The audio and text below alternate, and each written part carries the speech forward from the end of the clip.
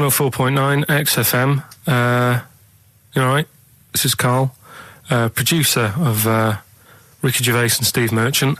They're not about today. Ricky's on holiday. Steve couldn't be bothered. So I'm left here with all the DATs.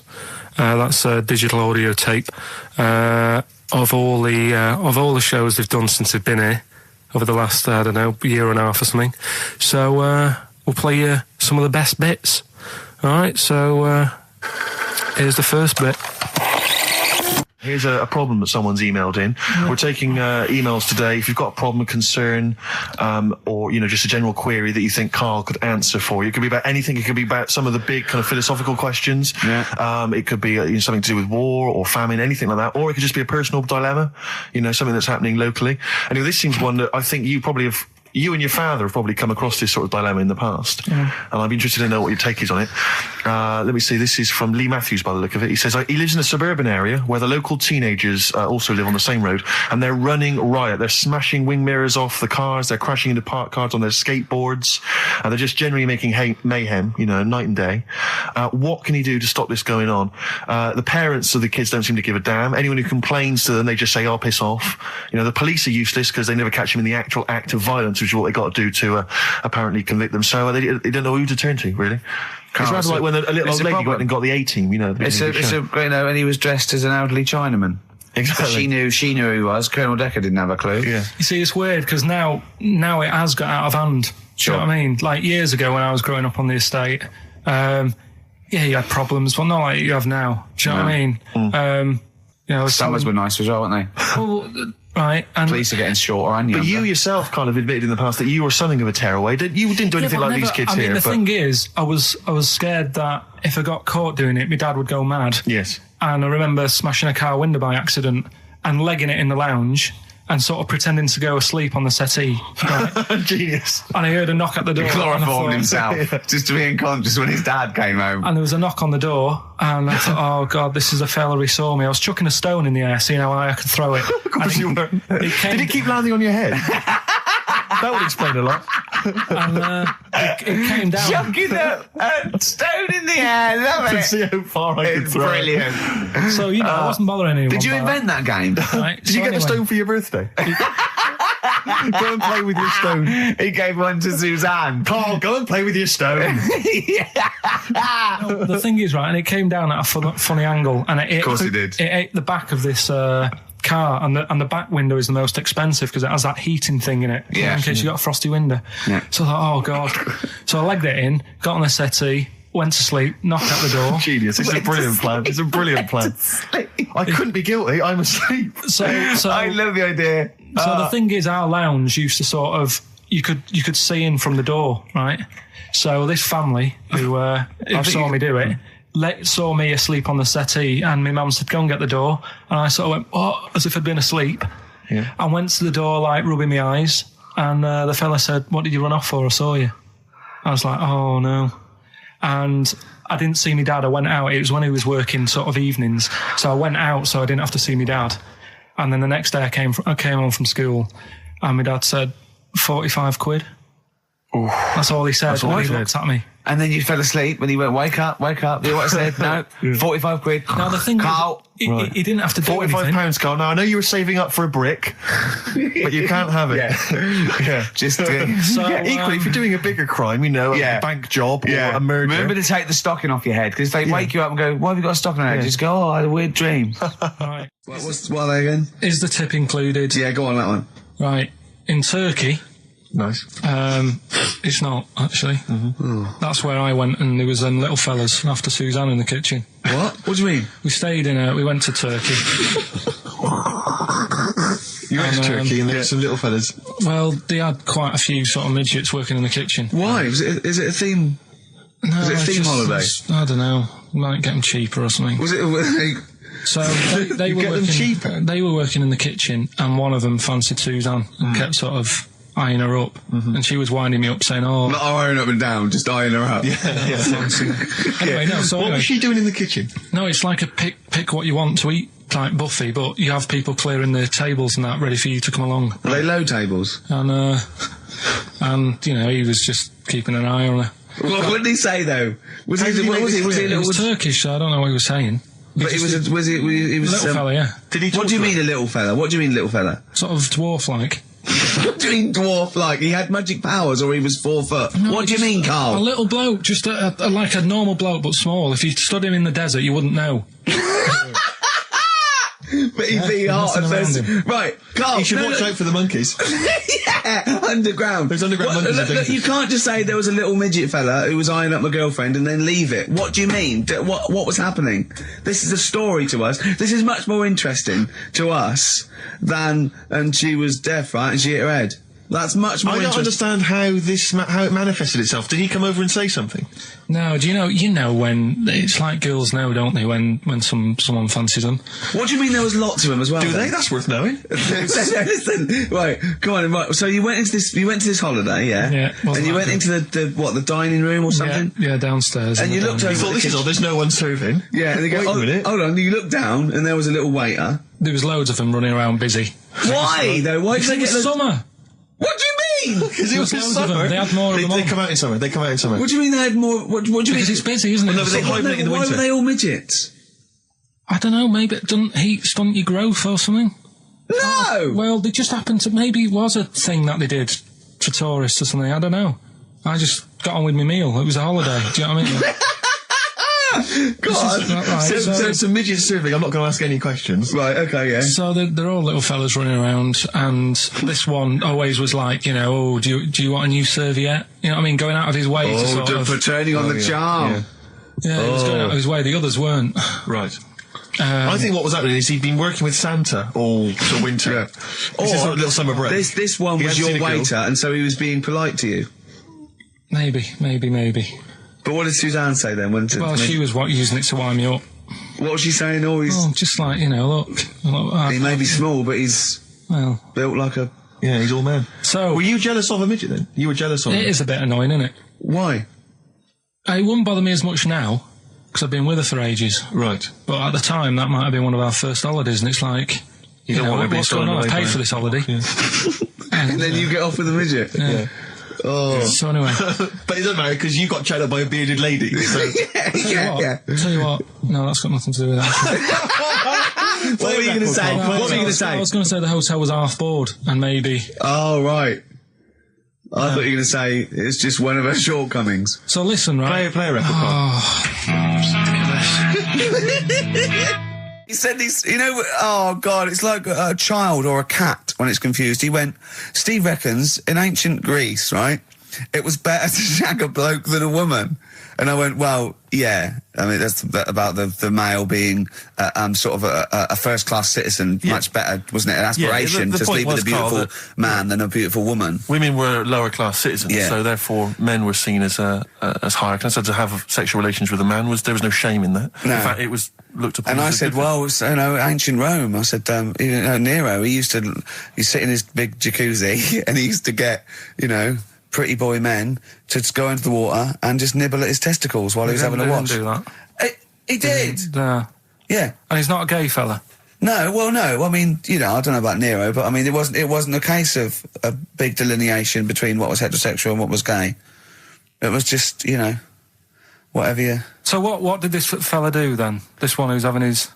Well, having he his was little pretty testicles? much top boy, Nero, for a while. He was in charge. And, you know, and you did what you're told. If Caesar or... But why were people going round there? Why didn't they go, oh... No, they weren't dropping in. It wasn't like the doors opening. I was just going to see what Nero's doing. You'd have probably been like a delivery boy or a stable boy or something, you know, and you'd have popped round there and you'd have gone, there, right, Nero, there's the tablets of stone you wanted. And they go, Pilkington, why you are here? Pop under... I don't know why he's French. What is that? I don't know why he's French. Just pop under the water and nibble at my testicles and you'd have done it. Because he was Nero. I wouldn't. You would have. Well, there's no way I would have done. Well, you would What have. have I done? I've dropped a pizza off. Yeah, you put why am I around De there? Niro's place with the pizza. Right, I'd say I've done my job. Right? Yeah. That's not the sort of tip I wanted. No, he'd have said, get the little baldy chap to nibble on my testicles, and you'd have done the what? I wouldn't have done it. No, Well, you can't- wouldn't have put my head on the You'd wall have near done it. right. No, I wouldn't have done Well, it. can I just say this, Steve? Not only would you be nibbling his testicles, you'd have been going mad. You'd have been noshing him just for extra. You'd have been doing everything he wanted. You'd have been going, he'd have gone, I didn't ask you to do that. You'd have been going mental. They'd have been chewing, slurping, smacking, poking. You'd have chopped, you'd have gnawed his packet off. You'd think you're eating Walker's crisps. There'd be bubbles, there'd be flood. Oh, it would be horrible. All right, this is Karl, the producer of Ricky Gervais and Stephen Merchant on XFM 104.9. We're playing out some of the best bits. Hope you're enjoying it. Here's another one. Last week when I did Do We Need 'Em, do you know when I called up one of the museums in a science museum? Yeah, are you talking to me? Yeah, I'm just saying, I wanted to tell you before when the song was on, but you're so busy listening to it. Yeah, was I so busy listening to a song I was playing? Yeah, but we're doing a radio show, aren't All right, we? what's your point? Well, I just wanted to say she emailed in to say I got her name wrong, so I'm just apologising for that. What did you call her? I think I called her Jessica. What was her name? I don't know, I've got it on email somewhere. This is not an apology. No, I'm You've just got saying. it wrong You've not again! even said her real name. How is that an apology? Well, I remember I read the email, so I But who are you apologising to? I think her name's Jackie, I think. Oh, you've got it wrong again, haven't you? Well, anyway, and she just said if you want to see dinosaurs and that, go to the museum. You were complaining about that as well, weren't you?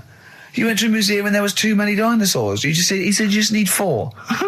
No, well, Steve, have you been to the one in Knightsbridge? I think this so. one that I called up, right? It's nice. You go in, you get a good collection of stuff. You walk in, there's 3 or 4 dinosaurs. You've had enough, right? I went into New York, right? I went to the museum there, hundreds of them. You can't move for dinosaurs. Yeah. It's almost like they're responsible for them being extinct. There's loads of them. So all I'm saying is, if you want to see a dinosaur, go to the one near Knightsbridge. They've got a nice selection, some old vases and stuff. It's worth going. So. Some people emailed in the songs with stories in it. One of them was Babushka, and he went, what's that? And I went, asked Katie, what is it? I said, it's about a woman who dresses up as another woman to introduce her husband. He went, they wouldn't work. Just dismissed it like that. Why do you think they would work? Because you'd know. I mean, say like, right, Suzanne, right, who I go out with, right? She can see me from, say, if I'm coming down the high street.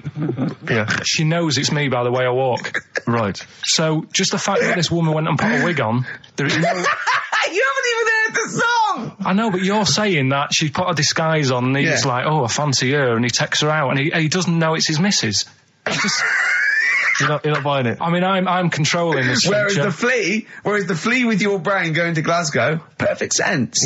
Yeah, Babushka, rubbish. Carl, can we have the tomato story after the next tune? Yeah. Bit of Coldplay. Yeah, love it. Yeah. I was watching. Did you watch The Mammals in the week? No, I missed David it. Attenborough. No. I was thinking actually, right, all this MTV stuff, if there's one reason why I'd like to do it, is I was watching Attenborough, the Mammals programme. I reckon I could do something like that. Right. And just have like me, instead of Attenborough, like a young sort of fresh person, watching like certain animals and saying, do we need these? Do you know what I mean? Yeah. Oh, God! What do you call it? Death on Earth? Well, just- That's amazing! Do we need these? No, 'cause there's loads of and the stuff. audience at home would vote. Would there be some kind of telephone like a vote? vote out system. Oh, But the thing is like, Yeah. it's something interesting that Attenborough was saying the other night on Do we need these? on Jonathan Ross's show, on his telly show, right? He was saying, he said you could take all the humans off the earth and it would carry on, but take like some animals off it, mammals and that, you got problems on your hands. I thought that was quite interesting. Yeah. So it's like the question is, do we need these? Is that part of the big thing? Right. Like jellyfish. Yeah. We've talked about jellyfish. Yeah. Yeah. So which mammals in particular were You talked about watching our that Zoe you Ball thought- show, haven't you? Hey? Which mammals were you thinking we don't need when you watched the show the other night? Any in particular that you thought they don't need them? They're not of interest. Well, I like whales, but I don't know what they do. and they're taking up quite a lot of room. Sure. But stuff like, but like jellyfish, I looked into because. Yeah, you know, well, I was talking about them, and they were saying they've got no eyes, no heart. There's something like 97% water. Yeah. They're blind, and they do about 33 miles a day. Right. So it's like, do we need them? Could we clear them out? Yeah. Well, the big net. That would be the programme. What? Right, we'll get rid of them. Next week we'll be looking at Rhinos. I think it's genius. Honestly, I think it's genius. And like going along, sort of like picking up sea anemones and going and just lobbing them into the sea. Well, what do you think about MTV doing that? And then I just, in between the bits, Play music videos? I play music related to fish, so I could play like Fish, Yeah. that rock guy, or the animals, Rock Lobster. yeah, or what else could This I get could in run there? and run. What other songs have got animals in them? The Well, monkeys, could play the monkeys. Yeah, there's about 1 million, so let's not start this. No, but do you know what I mean? So do we need this? So MTV flies you around the world And to you- the most incredible exotic locations. You sort of climb up a tree or whatever next to, I don't know what lives up a tree, some kind of rare parrot. You say, look at Sloth. that, it's colourful, Sloth. it's Oh, interesting. you like sloths, don't you? No, they just live up trees, but I'd say, do we need them? Why? Well, what do they do? What do you mean? What do they do? What do you want from an animal? Carpentry. What Well, do you like, want? I don't like scorpions, right? Right. But then I found out they look after those monkey things. They're not monkeys, they're Whatever. lizards. Well, all right, yeah, then lizards. They look after the lizards. So there's a reason. But do you need the lizard? Could be your Well, next yeah, question. because the local people made shoes out of them. But not when the scorpion protected them, they didn't. All right, we don't need them then.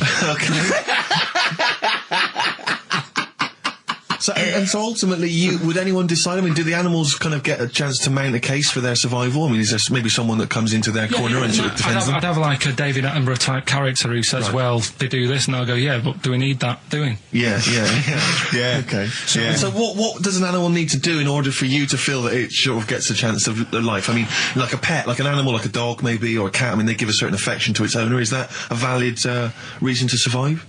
Not particularly for you. Not really. No, okay. I mean, saying that, though, blind people use dogs, so they are useful. So dogs are useful. Farmers Saint use Bernards, they often dogs. save people, don't they, in snowy weather? Cats. I'd have to think about it. Okay. Keep the mice down. Yeah, but you've got rent to kill. So what I'm saying is something that will affect the world. Right. I think you'll find everything does. Except Karl. I'm not sure what effect he's having on the world. I'll tell you what, though, Steve. Right? Did you watch the mammals? I didn't see the mammals. They had bison on it. Right. The weirdest looking things you've ever seen. Yeah. They've really Again, you're on dangerous ground here, no, Carl. but they've really got it's like, decide what you want to look like. It's just a mismatch of stuff. It's got a really big airy head. Yeah. And like you. Sort of bald at the back. Right. Sort of It sounds like thinner. someone you went to school with. Was there two of them? Oh, brilliant. That's nearly it, Carl. Right, what's your last room 101? Oh, God. It was, holidays. Holidays. You want to put holidays in room 101? People who are sort of annoying on holiday. Oh, yeah. Do you know when you go away? Oh, yeah. It's sort of touched on this before. Is this going to be the Scouse guy? Yeah. Go on. Oh, it's so long, though. I mean, it was a holiday when we went to Tunisia. And the Scouser pissed you off. Surprise, surprise. Yeah. Yeah. But the annoying thing was, when you go on it was a cheap holiday, and like the lesson here is, if you want a good holiday, you gotta like spend some money. Yeah. And we didn't on this one. We spent about, I don't know, 400 quid for two of us for like a month or something ridiculous. And we got there, and you get to the hotel and you go, we have made a mistake. It's a ropey hotel. You can tell like the blinds and stuff as you walk in, they're all dirty and stuff. And you think, well, let's make the most of it. Let's not get down about it. It's a holiday. It's sure a rest. And you try and make the most of it. And we had to meet. Like you have one of those things where you get to your destination and the rep says, right, go and unpack your bags and that. Go and sort yourself out in the room. And tomorrow morning we'll meet up at 10 o'clock. And I'll go through, the best sort of place to go for camel rides and, the best deals I can get you. That sort of thing. Can anyone here walk like an Egyptian? So she says, right, tomorrow morning, meet 10 o'clock in the discotheque. So we get up and we have breakfast, and it wasn't a good breakfast. The kitchen was like bit horrible. The food wasn't good, and it was run by sort of midgets. What do you mean it was run? Not there's anything wrong with that. There was little fellas running around, and the annoying thing was one of them sort of started to fancy my girlfriend. How did he manifest his affection for No, her? you're not saying there's anything wrong with midgets, though, are you? Just saying it was not strange at that there all. was... Yeah, but even midgets shouldn't be cutting in on Karl Pilkington's No, territory. I know, no. But it's also that thing of, they've got little fingers, and it's sort of God, I'm ruined. so sorry. No, I'm not. It is a bit of a phobia of mine. Okay. Do you know what I mean? They are nice people and that. Sure. Oh, God. But the annoying thing is... So what was he doing then? How did he... I don't understand how he was chatting up your girlfriend. Was he crawling under the table so you couldn't see? just kept... Whispering to her from underneath there. Stop it. Just sort of, Wait, I don't want to get a complaint on our last show. There's not many midgets What's listening. going to happen? Can we just finish this and start up again in a couple of months? Oh, yeah. So if you want to know more about the midget theme restaurant, then we'll talk you in 3 months. Yeah. It's just... Oh. It's just... No, that's fair enough, actually. Oh, No, you're yeah, absolutely no, right, sorry Karl. about That's your this. producer's Listen, head on. we'll see you in about a really...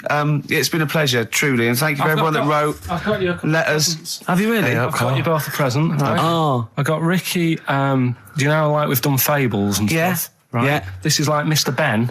Oh. This is brilliant. Yeah. Right? And it's like little fables that Mr. Ben goes on. Oh, fantastic. So I want you to learn something from that for when you come back. Okay, brilliant. That's lovely, I'll tell you one Karl. of the stories I read this morning. It's brilliant. In fact, when you've done with it, Yeah. give it me. Yeah. Because I haven't finished reading that. Okay.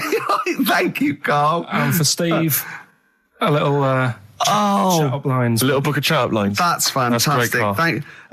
Well, we'll see you in 3 months. But carry on emailing Karl. Cherish Karl Pilkington. He sits in a little room by himself, so keep him in touch. And we'll see you in August. We're going to leave you with something that we all love. This is "There Is a Light That Never Goes Out" by the Smiths. Very apt, I think. Goodbye. See you later. You've been voting in all week, sending your emails. So here's the clips that you wanted. Right. Badly Drawn Boy, Born Again. Right, just get this Educating Ricky out of the way. So, Turkey, yeah. So what is this again? This is Educating Ricky. Is the tip included? Right. Apparently a fellow was on holiday in Turkey. He's just having a normal holiday. Weather's good. You know, he's having a good time. And Weight is all normal height. Yeah. He's having his meal. He hears a load of screaming going on in the kitchen. Hold on. Has his girlfriend wandered in there? And they do, With a step ladder. the circumcised people in the kitchen, and apparently... What are you talking about? Whoa. Slow down. We were Sorry, sidetracked there for a minute. what are you talking about? Well, I'm excited about 2 things at once here. One, they circumcised people in the kitchen. 2, I guessed it was someone losing the end of their knob. He did, yeah. I started thinking like Karl Pilkington. Extraordinary. That is amazing. Apparently it was going on. It wasn't just a one-off either. Well, when I say a one-off, I mean they did it more than once. Yeah. Right? And there was... he was there for a week, and apparently the first night it was quiet, and then the rest of the week, every day, he'd be like having his breakfast, or even his lunch, or even his tea. Yeah. Right? He'd be doing it all day. Oh. You'd be hearing Lunch and screams. breakfast, fair enough, really. Yeah, Circumcision at tea time. Don't do that. And apparently it's a tradition over there.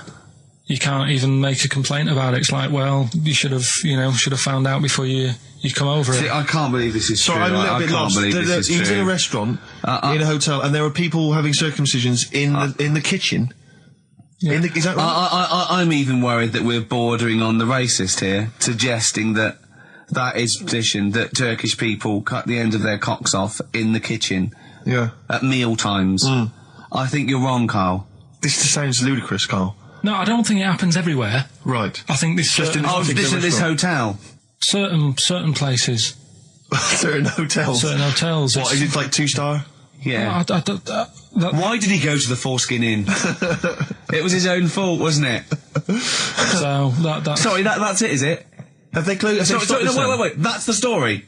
You educated me, right? Once a fella saw some Turkish people cutting the tip of their knob off in the kitchen. Thanks very much. Thanks very much, Karl. Got any more?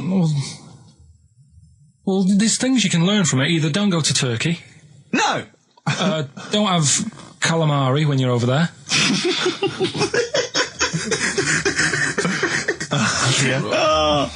Karl, you've done it again. Well,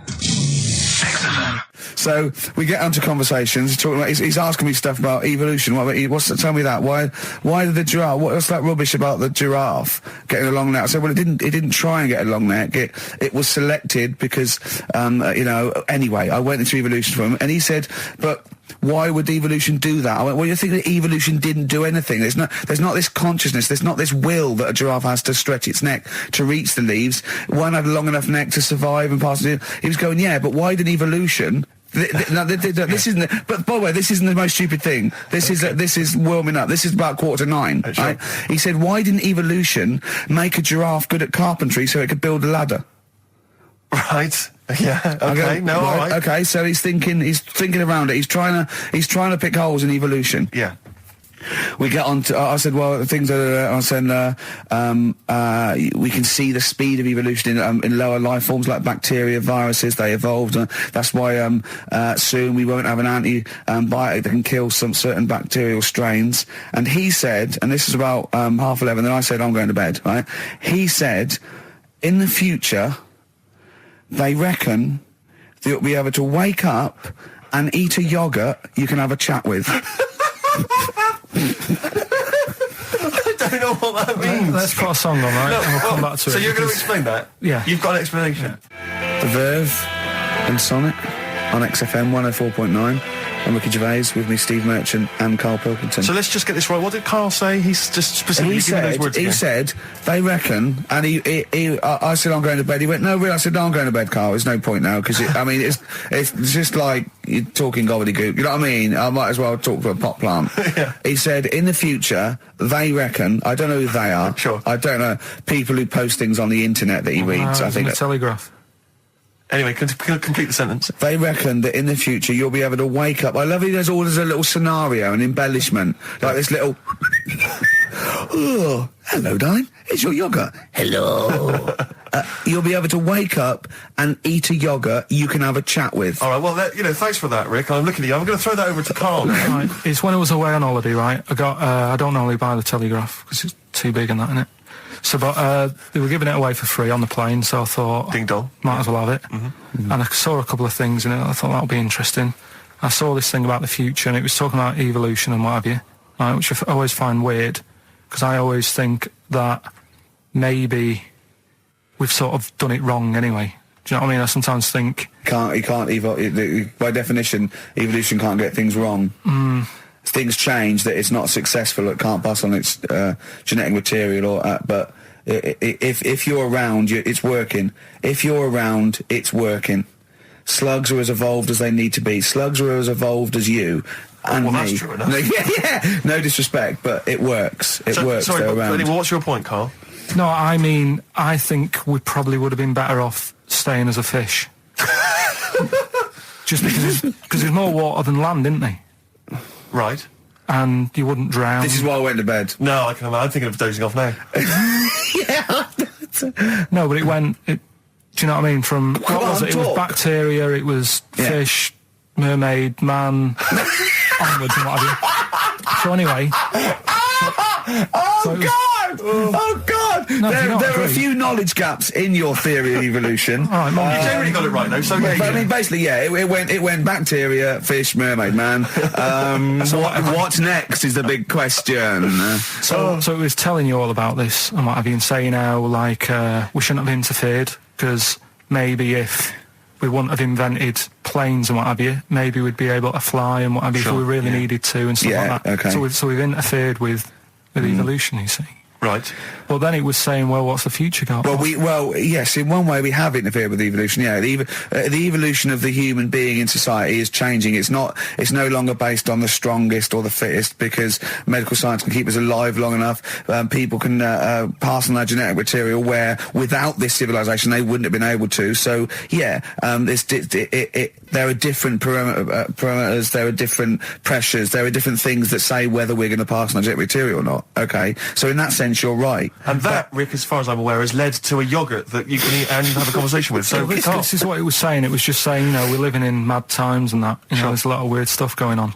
One of which is... And the fellow was just saying, with computers and stuff like that, the way it is, we'll be able to wake up. Go on. have a chat with your yoghurt and have something to eat. What do you mean, have a chat with your yoghurt? Because of the amount of, I mean, you have them yoghurts already, those friendly yoghurts, those bacteria-friendly ones, so this is just a really friendly one. Yeah, they don't... Oh, God! I might burst! Do you know what, sometimes, Carl, I think that we're having a chat with a yoghurt. Do you know, there can't be any difference. Yeah, but then I'm always reminded that would be more entertaining. That would be more informative. What, is this something that happened to a friend of yours, or is this... No, I read about it. You read about it, okay. There's this little lad, right? Okay. First of all, it's years ago, right? When Right, they didn't have decent doctors in, like, every town and that. Yeah. And, this little kid is dead ill, right? Yeah. And the local doctor... Well, there's a phone call involved, so I don't really get the impression that it's like medieval times. Yeah. Yeah. But I didn't say that. I just said it's years ago. So this kid's ill, right? Yeah. And he's lying in the bed, and he's all going funny colour and that. Yeah. And his mum says, I'm going to get the local doctor round. The local doctor comes round, and he says, oh, so I don't know what's up with him. He said, leave it with me. Leave it with me. He said, the doctor said that. I'll have he said I'll phone up a top doctor, okay, who was in America or something like that. And so he goes to the phone in his office and he calls America, and because it's years ago, the phone line isn't that good, it's all crackly and that, right? Yeah. So he's talking to the doctor and he's saying, I've got this kid, he's a funny colour, and he's really weak and that. I don't know what's he's not giving him much to go on. Right? Sure. So the American doctor, right? Yeah. He goes, yeah, what you want to do? And it's all breaking up, right? Yeah. He goes, what you got to do? You got to, it's all breaking up. You've got to give him some parrot's blood, right? Some parrot's blood? Well, that's what he thought he said, but the line was really bad. Yeah. He meant parent's blood, but he heard that he said parrot's blood. He said, right, I'll do that, leave it with me. I can see where this is going. He goes to a pet shop. Yeah. He says, give us like half a dozen parrots. Sure. Takes them round to the kid's house, takes the blood from the parrots, puts it into the kid's fine. The kid's fine. I've never It worked. Such a load of shite in my life. I've never heard such twaddle, such just made up, enhanced, exaggerated bollock in my a life. load of old rubbish, Carl. I mean, when he told me this, the doctor said, what do I do? And the doctor on the other end said, give him some blood. And the doctor went, where do I get blood from? So hang on, wait, I just need to Where do I get blood from? Give him some parents' blood. Give him some parents' blood. Give him some parents' blood. Yeah. But hang on, I just need to know where you read this. Carl. Where was this? Where did I you read stitched this? you up. You know what he said? He said, so do you believe it? I went, tell it to Steve. He went, do you believe it? I went, tell it to Steve. Carl. Where did you read it? That was on the internet. What? About Where is it on illnesses. the internet? All right, XFM 104.9, Ricky Gervais, Steve Merchant, Karl Pilkington, not here. It's the best of. You've been voting in all week, sending your emails. So here's the clips that you wanted. And just remembered recently, actually, I was on a train coming back from hometown Bristol, and I was on the train, and this girl walks on, good-looking girl. I thought, hey, a largely empty carriage. I'm thinking, my luck's in, because I take every opportunity, Carl. That's the thing about me, I don't choose. She was a good-looking girl. She sat down. I thought she sat down right near me. I thought, brilliant. As this guy comes up behind her, and says, I think it's probably a boyfriend or something. Sits down next to her. And I listened in on the conversation, obviously, because I'm pretending to read. It was very clever. I read the same page for hours, so I was pretending to listen. I was listening, but pretending to read. And I realised that it's not her boyfriend or anything. It's just some guy she's met on the platform. And I'm thinking, brilliant. If she's the kind of girl who's just going to start talking to someone, on a platform, on a train, brilliant, I'm going to be in here. Because he was only going one stop. So I'm thinking, what's the worst that can happen? He'll nick off, I'll get chatting to her, and who knows, I could join the... is there a train equivalent? Foot High Club. The Foot High Club, brilliant. And so I'm excited, I'm listening in. And it turns out that they're both kind of graduates who've just finished university, or they're coming to their finals or something. And they're chatting away, and he's making a couple of witticisms, and she's kind of tittering at his jokes. I'm thinking, well, I'll tell you this, if she's laughing at this kind of material, I am going to blow her away, with my kind of anecdotes and wry observations. Yeah. It was weak stuff. I got to be honest. Really? He was coming out with nothing. He was running on empty, as far as I'm concerned. Yeah. And she was loving it. So I'm thinking, brilliant, I'm going to be right in here. And then they get moving on to higher brow things, and I think she was going to study kind of Marxism or something like that, or communism, something. And she was asking him, as by way of conversation, she was asking him what he knew about Marxism, And he was fumbling for his vague knowledge of it that he had in his life. And I'm just sat there thinking, come on, love, in any given capitalist environment, the proletariat will revolt against their oppression by the bourgeoisie, and after a brief period of socialist rule, emerges a classist society governed by community cooperation. Well, if that sort of talk wouldn't get a woman hot, I don't know what you'd use then. If Marx and Engels is not going to get a woman sweaty down below, then nothing is. Then my name is You're not just Steve biding your time. Exactly. I'm just going to go in for the kill any minute. Yeah. So anyway, it comes to his stop. Right, he gets off. I'm thinking this is a piece of cake, and he gets off, and off he goes. He walks off, and I'm thinking brilliant. And I thought, I'll wait. I'll wait till the train's pulled away. I'm not going to leap in straight away. No. And he comes back along the carriage, and I'm thinking, hang on a minute. He goes, listen, do you mind if I give you my email address? Oh. Right, and if you want to get in touch, email me. I'm thinking, come on, you loser, get off now. Save your face, please, before it's too much. And she accepts the email address because she obviously doesn't want to hurt his feelings, whatever. I'm thinking, fair enough. She's a good woman. I'm liking her. I'm loving her. I'm thinking that's my kind of girl. So anyway, he gets off. I'm sat there, the train pulls away. I'm thinking, I'll wait a few minutes, I'll just, give it some time. Her phone rings. It's her friend on the phone. And she starts saying it, and I was listening in, and she was going, just met a guy on the train. I'm thinking, that's true enough. She goes, he was a good-looking guy. I thought, you're having a laugh, love. To be honest. Because I was looking at him, and she said to her friend, he looks a bit like tennis player Boris Becker. I thought, you should be so lucky, frankly, because I saw him. He had awful facial hair, if that's what makes him look like Boris Becker. Terrible little goatee beard. It was laughable. I thought, I don't know. And then she goes to thing, and she's like, I met him, we got chatting and stuff, and she was going, it's not often that you meet someone, generally in life, who's, kind of thoughtful and intelligent and funny. I thought to myself, I'm not even going to waste my time with you, love. Frankly, if that's what you thought of him. You just walked away. And I'll be honest with you, I didn't even bother talking to her. No, I didn't even waste my time with her. If she thinks that bloke is not only great looking, but funny and intelligent, and she got on well, and he was polite, and it was a chance meeting, and he thought, and she thought that you were like a freaky looking dog who didn't even have the nerve to speak. If that's what she thinks, then I don't want to know it. I couldn't. You walked away, and good luck to you. And I have my dignity intact. Yes, and she's nothing. And Karl Pilkington with his brand new show, What's the Song? What song am I thinking? No, I mean... You're nervous about this, aren't you, Rick? I am. You're worried. Well, because I've heard some of these clues before. And they're ramblings... Sometimes they're close to ramblings of a fool. Right? And it really is like those, what am I thinking? Yeah. I don't know, though. I actually was genuinely impressed by Born Sleepy. I have to give him the benefit of the doubt. That's one of the better ones. Because that was short, sweet, and it worked. Some of these, you say, they're not going to be quite as pissy. Some of them are like Emily Bronte novels. Now, listen...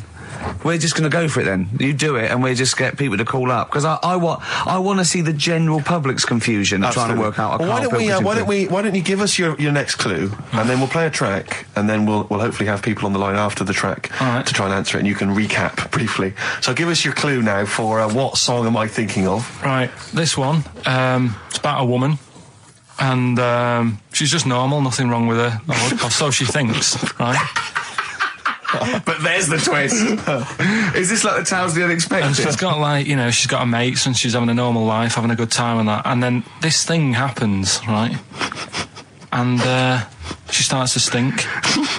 And she can't have a bath, right? And she really wants to have a bath. She's dead sweaty and stuff. She's going about her daily stuff. She can do everything else normal. She can eat, she can talk, everything.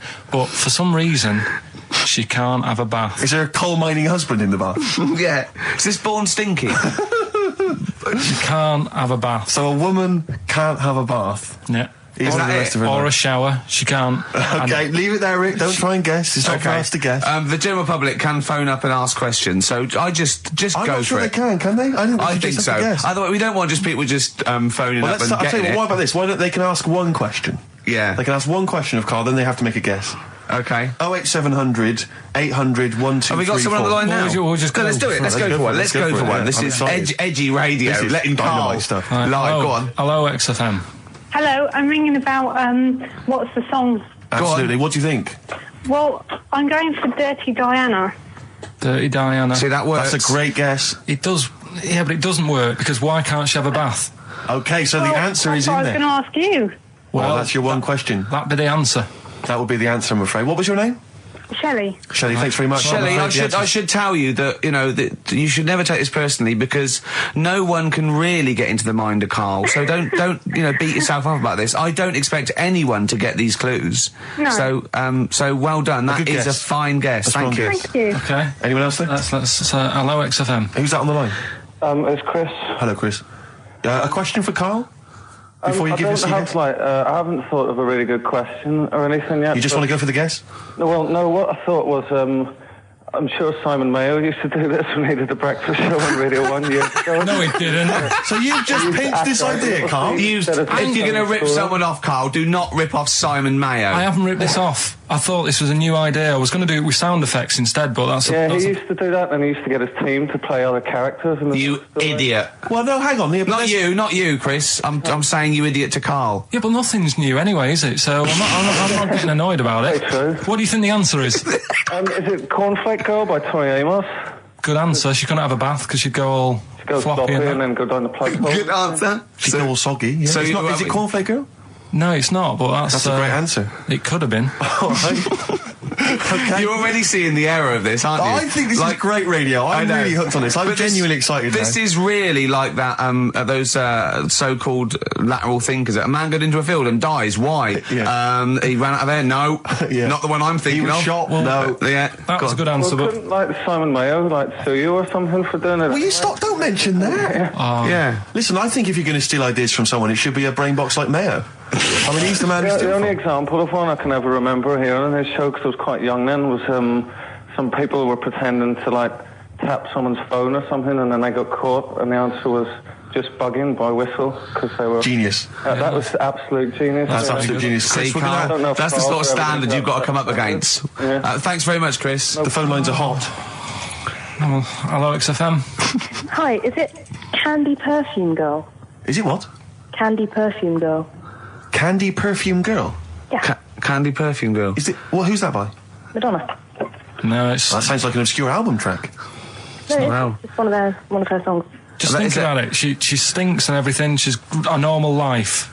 I didn't say she was a sweet or anything.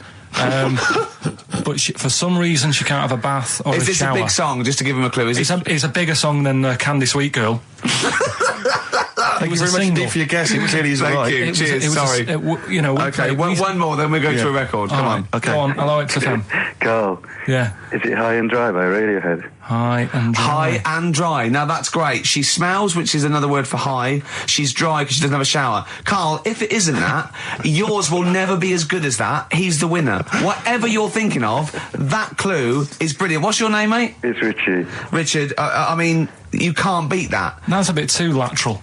Don't be stupid. It's perfect. He's made yours into a clever clue. He's made high, she smells, dry, she never gets in the bath or shower. It's not that, is it, Karl? No, it's You not. don't even get that, do you? Not Have really. you ever heard of the word high being used to mean sort of smelly? No. No. Oh, what? That was where you went wrong there, mate.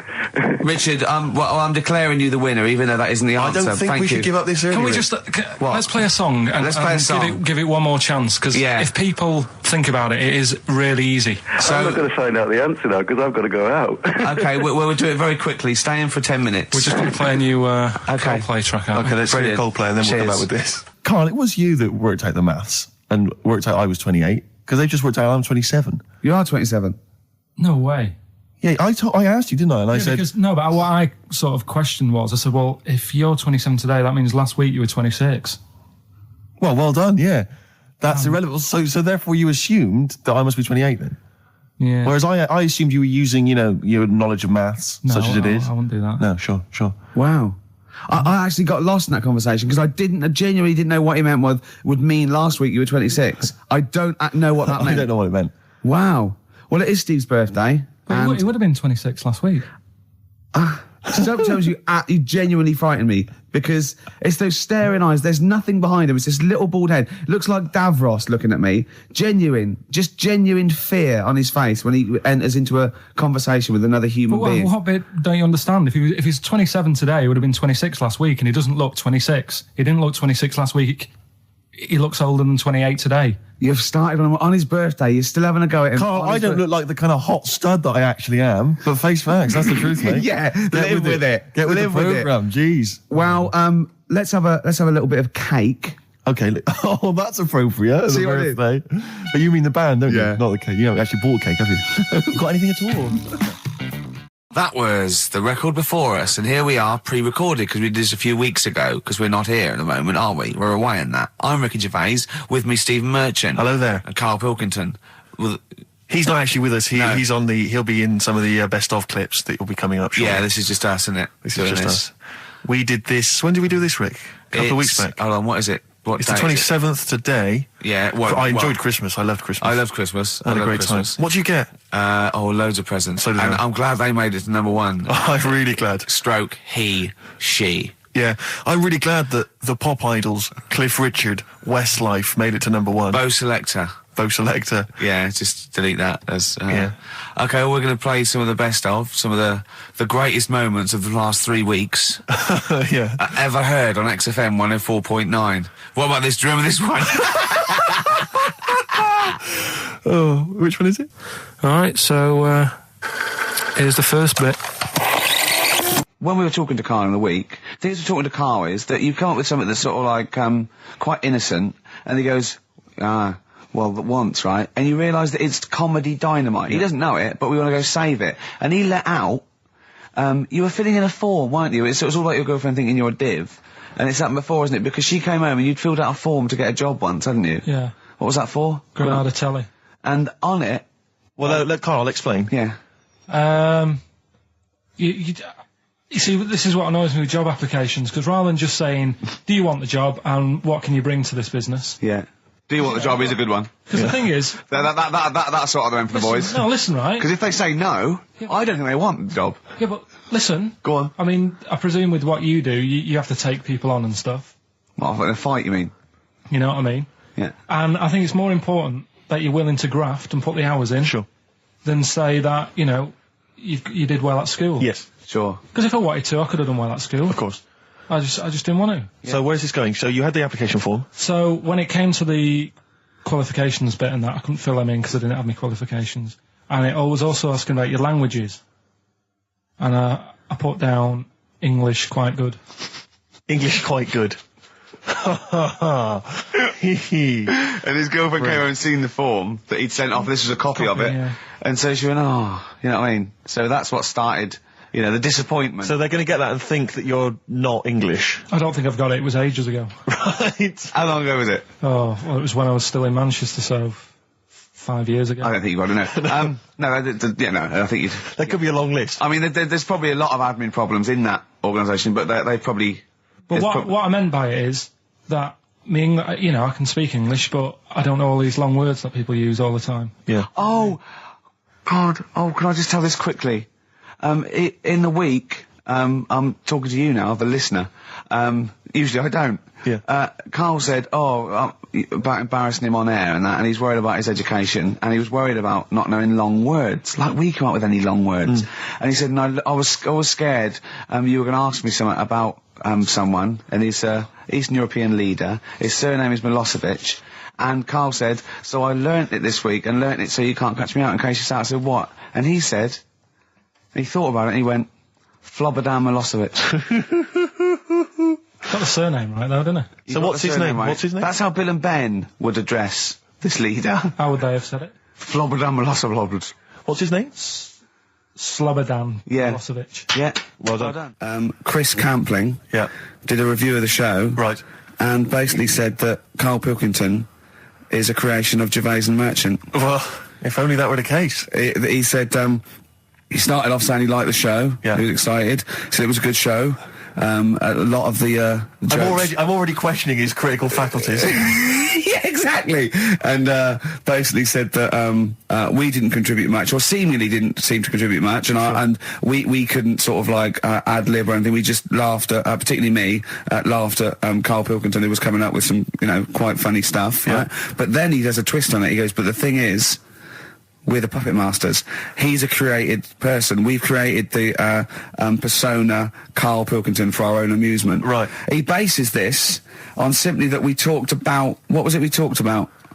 the Chinese not aging well, and he heard him talk about that on my DVD. But clearly, I say, Karl, remember when you were talking like that? It's a news or member in the week, and so he thinks it's all scripted now. Imagine if this show was scripted. I'd be ashamed. Yeah. If this show was scripted, I would send back the BAFTAs for the actual shows we've written, and I would say... I'm not having a go at Chris Campling. He's nice about our other work. He likes The Office, and he likes my stand-up and everything, and he likes the show, but he's saying...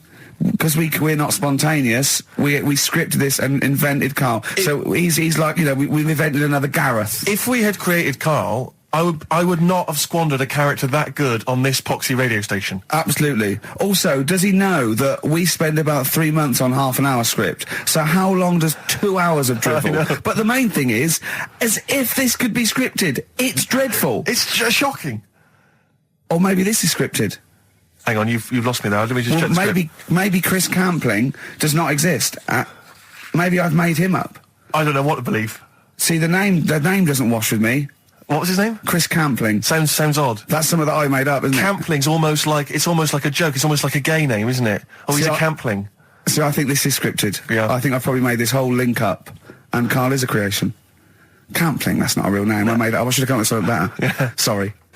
Down to the River by Bruce Springsteen on XFM 104.9. So, that little fella in the Times thought Karl was just a puppet.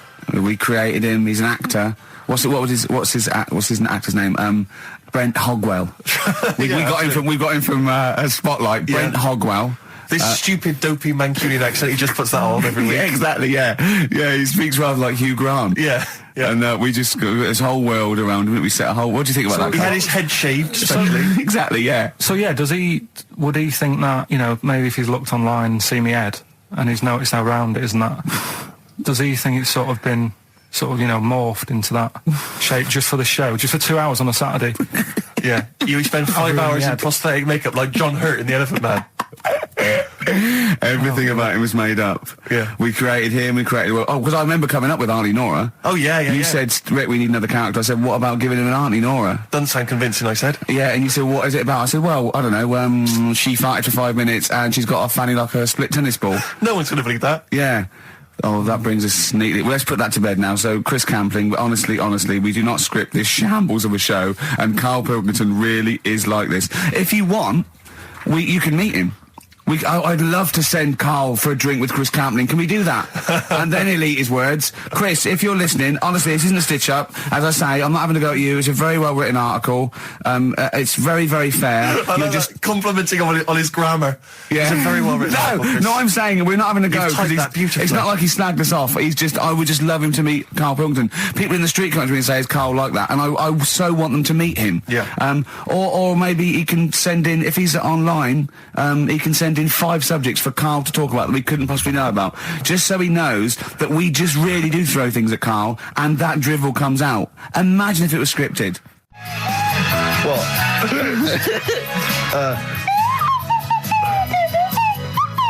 Someone's left one of those little things in here. It's brilliant, isn't it? It's amazing. What are they called, those things? I imagine they're just there. I was thinking of being in the front row at a Morrissey concert and going, can I just play along? They are brilliant. I don't know what kind of sign that is. I don't know. It's only used for when Kenneth Williams sees someone undressing. Yeah. That's the only time that is used, that noise. Exactly. That is brilliant. But it's like it was specially created for the Carry On films. Yeah, we need... I don't know what it is, but we need something when I walk in and see someone changing. Well, what about this? There is a Light That Never Goes Out by the Smiths. I phoned Karl up in the week, and I said, what are you doing? He went, well, even though it's one of my days off, I'm just doing some research on the web. Found anything that said, I'm doing science. And then he said, you can get wigs for dogs in Tokyo. That's his scientific fact. And I went, what do you mean? Dogs, if they need a wig? I said, if they need a wig, what? Dogs going bald? And he went, like, this is fine to him. He went, it's a stressful city, Tokyo. The world's all right with Karl. He's always got an explanation. I've only ever seen him confused once. When in Edinburgh, he looked out of his window one day and he saw a bloke putting a parking ticket on some rubbish. Yeah. And that genuinely confused him. Yeah. He couldn't work out, could you? It's a bit weird, isn't it? But And the woman breastfeeding her 8-year-old child. You didn't like, did you? I don't like that. But the what's the name? Animals with wigs. I kind of thought, after I put the phone down to you, I kind of thought about it. Thought, yeah, it's a bit daft, that. Are you sure he's not the ageing pop group? No, the Animals. But when you think, have you ever seen like a bald pet? No. It's weird. What do you mean? Because my mum, we had a cat. We used to get through loads of cats because we lived on a. Oh God! It started early today, innit? What do you mean? It's only 10 past 1. What were you doing? Running a restaurant? We lived on. Oh God! What do you mean? No, we lived on like a main road. Oh yeah. Right? So we used to get through a lot of them. My dad kept saying, risk. Stop wasting money. It's not. Stop wasting money, not wasting cats. Right. So anyway, we had this cat that was ill all the time, and he was just bag of nerves, probably. Yeah, malingerer. Yeah, I'm terrified. I'm going to which house? Rome. Oh God, bloody hell, Rome. Don't let me go to the Pilkingtons. And it, for some reason, it kept being sick all the time. Right? Yeah, that is nerves. That's definitely nerves. So my mum kind of thought, I've had enough of this, and she shaved it. Whoa. Now I know you're not vets in your family, but what correlation did your mum think there was between you being sick and shaving it? Because it kept being sick, and it was a pain to wash because it kept getting. So she wanted a dry wipe cat. So why didn't she just varnish it? What? It's weird. It's weird. So now he's cold and sick. No, but not all of it. She left sort of the back half, but sort of from its waist, sort of. I love that. Shave it because it's sick on itself.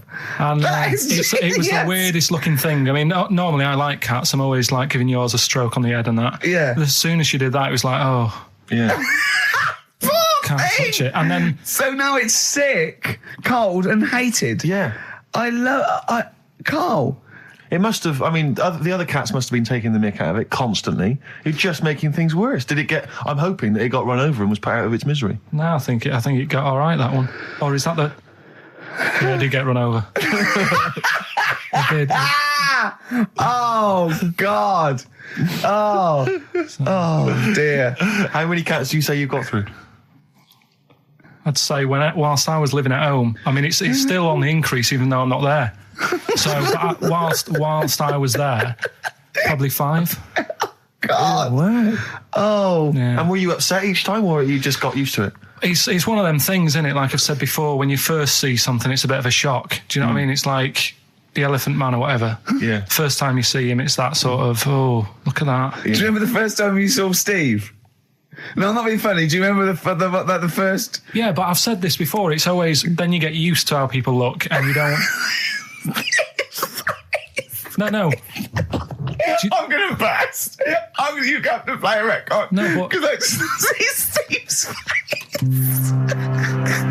No, but I've got used to it. Shut up. This is XFM 104.9. I'm Ricky Gervais with me, Stephen Merchant. You're listening to the best of, basically, Karl Pilkington.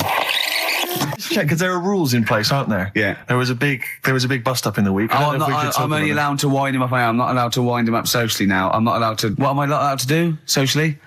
I think squeezing the head socially has been crossed off. Right, okay. And I agreed to that because it got to a head where, Carl was really upset and he was thinking of just giving it all in, weren't you? Yeah. Yeah. Why was that?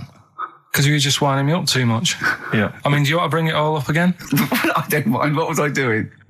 It was just... I mean, I should say now that there was a conversation where we were all sort of really walking on eggshells. It was frosty. It was a conference call, and Carl was on one end. And I'll tell you, I was very much a mediator. I was very much a UN mediator. What do you think of that? It was difficult to sort of keep it serious when I'm saying stuff like, "I'm sick of you putting a Burger King bag on my head." Do you know what I mean? Yeah. There's a part of me that's like, I can't believe we're doing this. What I like about it is that I'm laughing and going, well, I won't do that anymore. And he's going, you can still do it on air. And like today, I came in, I went to squeeze Eddie, went at 1 o'clock. I love those rules. Yeah. I love those rules. Well, between the hours of 1 and 3 on a Saturday, you can squeeze his head, you can put a Burger King back on his... I can't wait. It's terrible. Oh, but dear. That all started last week as well, really, because I got in a bit earlier to do an edit for you on some track that had swearing in it, right? So I get in early, he comes in, first thing he does is go to sort of squeeze me head. And my reaction was, not now, do it later. As if it's all right to do it later. So that's kind of what made me think this isn't normal. We should just point out, when we say squeezing your head, what exactly does that mean? I put my hand on the front. I do 2 experiments, right? One is the side, because you can crush an egg sideways, so I think that's more dangerous. Right. And I actually put my elbows out, and I pressed like a vice, and I really go for it until it really hurts. And the front one it shouldn't hurt so much, if my experiment's right. I don't know. Well, it was all this that sort of, built up. Sure. And the research that you're doing there, Rick, is that going to be available online at some point? Well, that was the problem. That's what I was saying to him, because it kind of started last week. Well, it's been going on since we've known you. Yeah, really? Yeah, but I just upped it last week. It got out of hand a bit. I upped it to when I think it got to I had on Thursday when I filmed it. That was it, yeah. That's right, yeah. I brought in the cameraman to film me torturing him. And there was some people from the 6th floor being shown round. Yeah, some management and that, showing probably clients round. Sort of, they've probably been on all the different floors, same what all the different radio stations do. Fox. This is XFM, the sort of this sort of noise going on. Yeah. You see them all look down and saying, don't do that, right? Sure. They might want to spend a load of money. Yeah. Right? Yeah. And he's doing that, he's wrestling with me, he's filming it. So that's when I just thought, It's mad, isn't it? And then when we were having the argument on the phone, I was saying, has this been some sort of experiment? Yeah. He did. He said that, and of course I lost it. Yeah, but it's all good now. Do you want to squeeze his head before we play the next? I won't at the moment, because we've got to get on. It's not right, and that annoyed me as well. Because I was trying to find out where he was going. I was filming him. I was going on waiting for Karl. Told Johnny he's meeting a mate at 6, which annoys me on 2 counts. And I'm just doing it to the camera. So I'm gonna follow him and just turn up and go, all right, where you been? But then when I came and he went, I'm meeting a mate, and he told me where it was. So I told him that spoils my fun. Of course. Because you'd want to just track him down. I don't want him to like it. Yeah. Which is pulled the rug under my carpet now that he's going to let me do you know what I mean? It's just, it's a little bit annoying. Right, is this talking about diets and stuff, right? Go on. They've come up with a drug that, they tested it out on a mouse, right? They said, it's a problem that weight is a big issue in the world, and, a lot of people are depressed, and that, probably like Rick Waller. Well, I'm depressed looking at Rick Waller. Well, Oh. I mean, you could sort out Rick by, Jono is an old man, he's got loads of money. He's not old. No, but he's getting on a bit, right? He's about no, my hang on a minute. age. What I mean is he does his own shopping, right? So I bet it's hard. What do you mean? Because he's like, how old is he? 35. Right? He's got loads of money. He does his own shopping. So when he goes to the supermarket and he passes, the sponge cake section, it must be tough when you've got loads of money to burn that you go, just one more. Yeah. One more. Look, we are getting close to libel here, I think. No. I'm saying how it is, because I've tried losing a little bit of weight. Have you? And it is difficult when you're in Waitrose and you see a little chocolate muffin and you think, well, one more and I'll do without. Do you like a little chocolate muffin now and again? Yeah, right. Is that your favourite thing? So the thing is, let him finish his point. So the thing is, right, now with Rick, he lives at home with his mum. So why doesn't his mum just say, I'm going to buy less this week, and if you eat it all, you're not getting any more? Yeah. That's sort that. Does he live with his mum? Sharp shot? I bet he does. So you don't actually know if this is true or not? No, but anyway, right? So this drug they've come up with.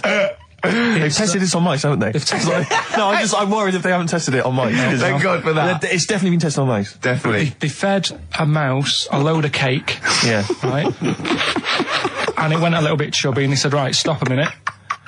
And then they gave it this drug that makes you lose weight. Yeah. And its weight went down, but the only bad side effect was its eyes were popping out.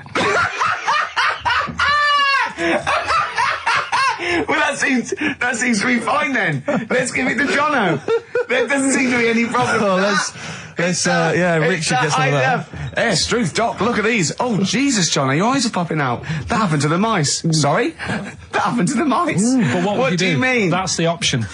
What do you mean that's the option? So I love the fact that your choice is either be like a fat, happy man who has the odd sponge cake, or a stick man with eyes on stalks.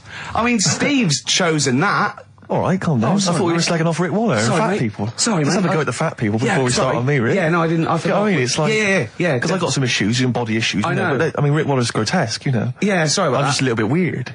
I mean, do you know what I mean? Yeah, should we play a song? And well, I'm just a little bit offended. That's upsetting. Karl, have you ever logged on to Friends Reunited? It was the site that everyone was talking about last year. No. Are you aware of the concept? I've heard about it, but there's no one from school who'd want to see it again, really. So basically, for those that don't know, you have to log on to his website, and then you can it helps you track down your old schoolmates if they've also logged on and stuff. And we took the liberty, really, of looking on the Friends Reunited site and typing in your school and trying to track down any of your old mates. We didn't get in touch with any of them, don't worry. We didn't do that. We're not going to surprise you with them now. No. But I was just interested to know, like, some of your thoughts on some of the names that I could run past you. I mean, these are people from your year. Just tell me if you recognise the names. Sarah Morris? God, yeah. Remember her? Go on, you're grinning. What's the thought? Go on. No, just, she was alright. She was a popular one. What does that mean? She was nice. Yeah. Okay. Okay, what about Darren Buckley? He was one of my best mates. Was he really? Yeah. Seriously? Yeah. What do you reckon he's doing now? Do you still keep in touch? When my mum and dad were still in Manchester and they had a bookie shop, he used to go in because the bookies was next door. I don't know why you paint a picture. If you did this in your history exam, Karl, you will walk it. Go on. So your parents had a butty shop. There was a bookies next door. Yeah, and he liked having a bit of a gamble, so he used to. I think he works for some insurance company. Do you think that his fiancée Beth knows he's got a gambling problem? Or that his 2-year-old son Lewis? No. Yeah, they live in Cheadle Holme. Hume. Cheadle Hume.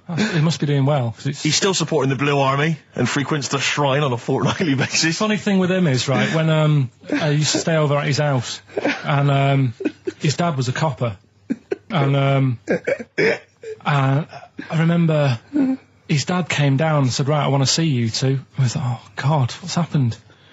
And got us round the table. And he said, do you know much about drugs?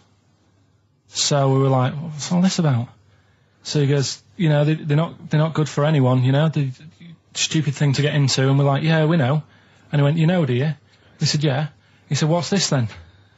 And he'd found something in his bedroom, and it was a Skittle. What, the sweet? Do you know little sweets with the S on it? And oh, really? Drugs. Yeah. So he said, well, yeah, it's a Skittle. Yeah, I know what it is. Oh, he was bluffing like that as a slang word. Yeah, he thought because he was a copper, he probably had to be down with all the terms and that. So we said, oh, it's a Skittle. And he said, yeah, I know what it is, but what's it doing in your bedroom? Oh. It was like, no, it's a toffee. So, Darren, yeah, I know, it's a toffee, it's a squib, it's a, yeah. Well, do you know what happened to me on the way in? Go on. A homeless person called me a dickhead. How did he know? Do you know him? Is that why? He's like the local big issue fella. Oh, yeah. Yeah. And he knows me, he sees me walking up and down the street. Oh, that's how he knew you. Right. So normally I have a bit of a chat with him and that, and I walk past him, and you know, I can be a little bit cheeky with him because I've been cheeky with him in the past with stuff. You pinched his arse. No, just you know, saying stuff like, "God, you're always there. I mean, you got home to go to," and stuff like that. Yeah, no, just breaking the ice. No, but he knows, and he'd laughed at that last time, so I thought I can be a bit cheeky, right? So he goes, do you want a big issue? I said, no. He said, come on, I've got loads of them, right? So I sort of said, when I was a kid, and I used to do a free paper around the free papers one, I said, just put them in the bin and go home, right? And he went, yeah, but how am I going to get any money doing that, you dickhead? You see, I can see his point.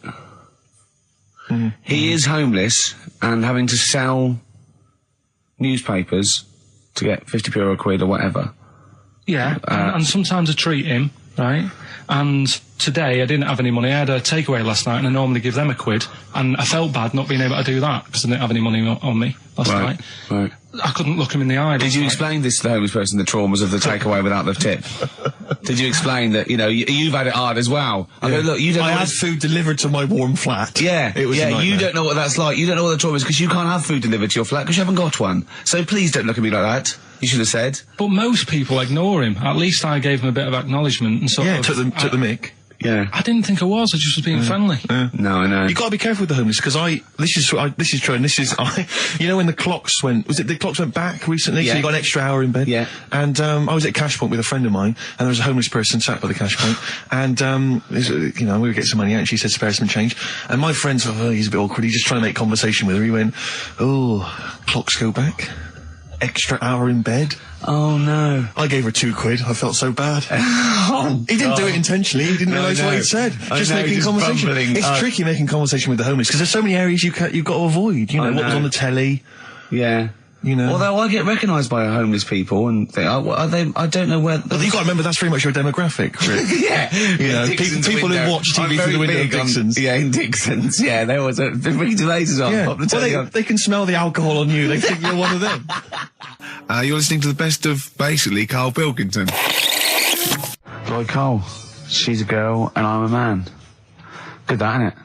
On XFM, 104.9, Ricky Gervais, Steve Merchant, Karl Pilkington.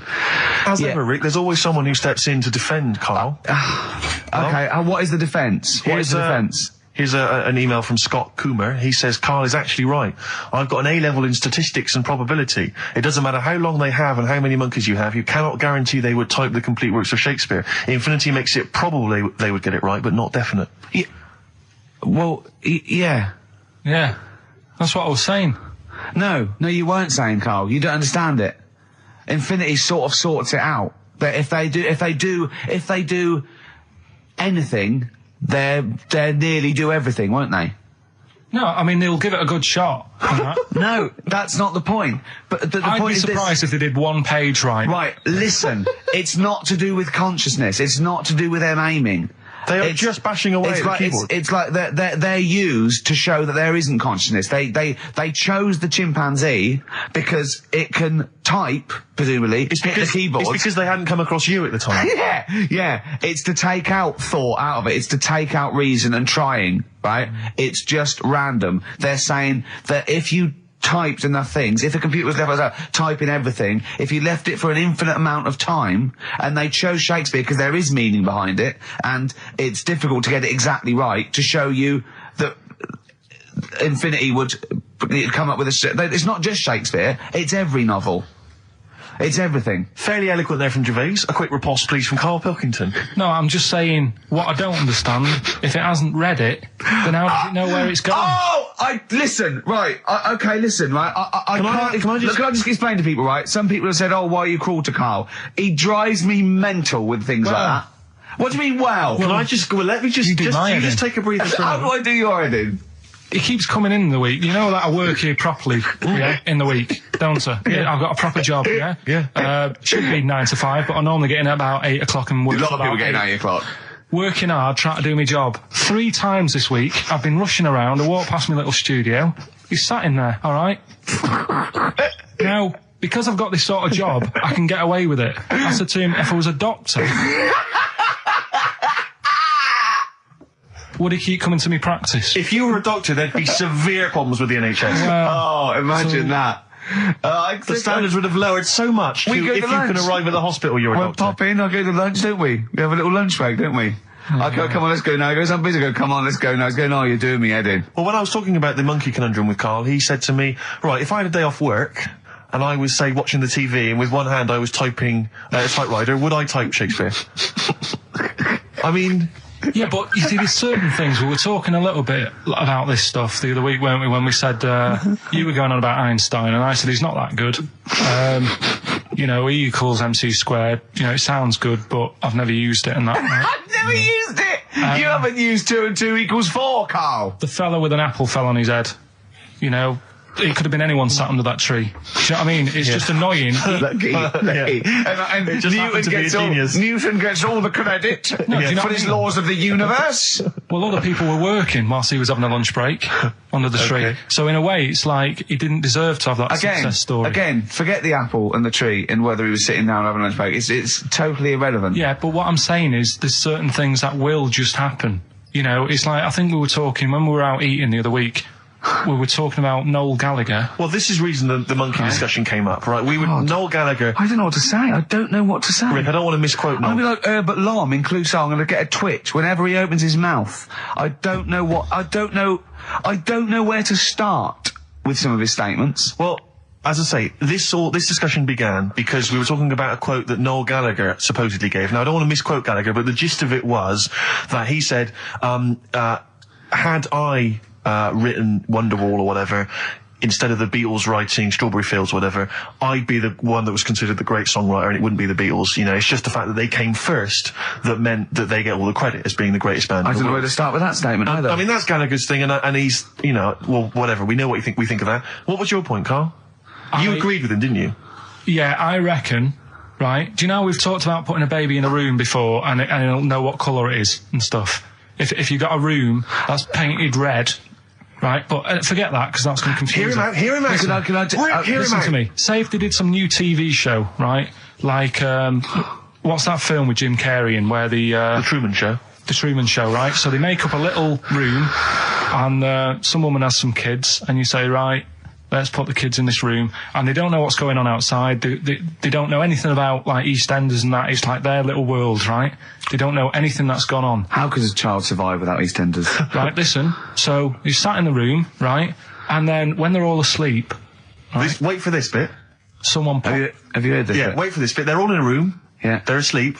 Yeah. someone pops in, puts a guitar next to the bed, right, nips off out again. They wake up in the morning, and one of them goes, "What's this?" They don't even know it's a guitar because they've never seen one, right? They're talking English though. Yeah. We just left guitar out of the vocabulary. Right, so... There's plenty more to come. So, one of them will pick it up, and they'll go, "I don't know what it is," and they'll start strumming, they'll go, "That sounds good, doesn't it?" Give them a few weeks, they could come up with Hey Jude. Whereas, type in Shakespeare, a monkey that can't even spell... I see that. Listen, can't answer it, can't answer I might come with you, Rick, if that's all right. We've got to sort out that Christmas special as well. Yeah, no, sure. Alright, I'll see you later. I'm shooting off then as well. Cheers, Carl. In the week, I called Carl up. I said, "How are you, mate?" He went, "Not too bad."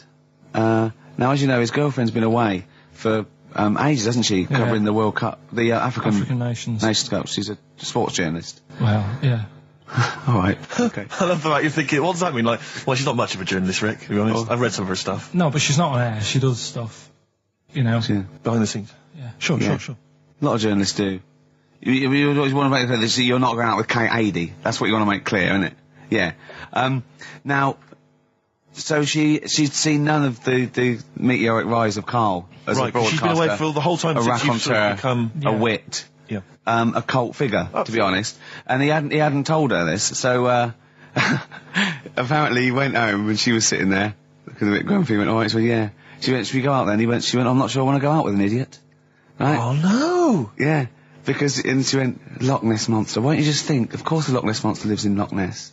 And she was giving a bit of a hard time. And she went, "That's why he said, "That's why I didn't tell her. I didn't tell her really." Same thing happened when I was at school and I had to play drums in Little Donkey.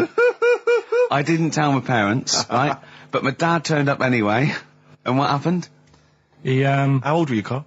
well, it was the school that I used to go to. Oh, yeah. Like, Oh, yeah. So- You went, you used to go to the school you used to go to? No, but what I mean is, on. I didn't go to secondary, did I? Sort of missed a lot of that. Sure. But primary, I liked. Oh, it was okay. all colouring in and stuff. Yep. And it was a Christmas play, and I managed to get a part in it.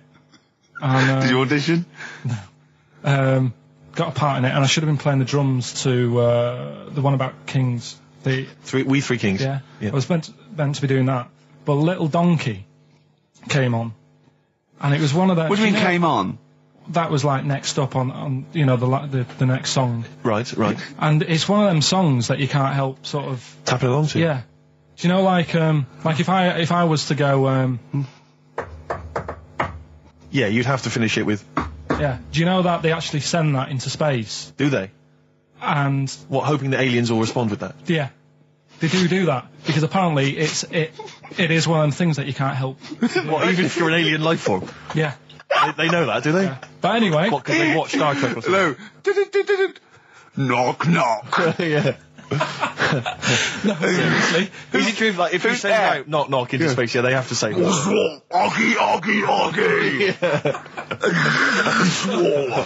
Ah, that Do this, that is you look into great. it. Seriously.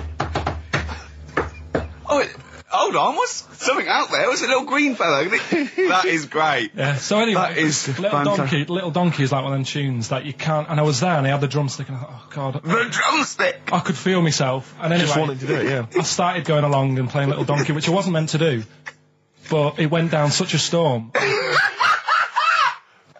What, were there people like parents and that dozing off, and then suddenly they heard your version of Little Donkey, they thought, wait a minute, now it's really picking up. What do you mean? I'm glad we paid £1.50 for this. What do you mean it went down such a storm? I'm going, hold on, was it like when People have Ringo... lighters in the air. You know, like when Ringo joined the Beatles, now going, boo, Pete Best, but he went...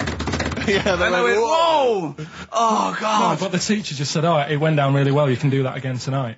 Right. When you're in it again. But anyway, so my dad was there, and you hadn't told him about this performance, so he just turned up off his own back. I never took the letters home and stuff to show my mum and dad, because it just put me off.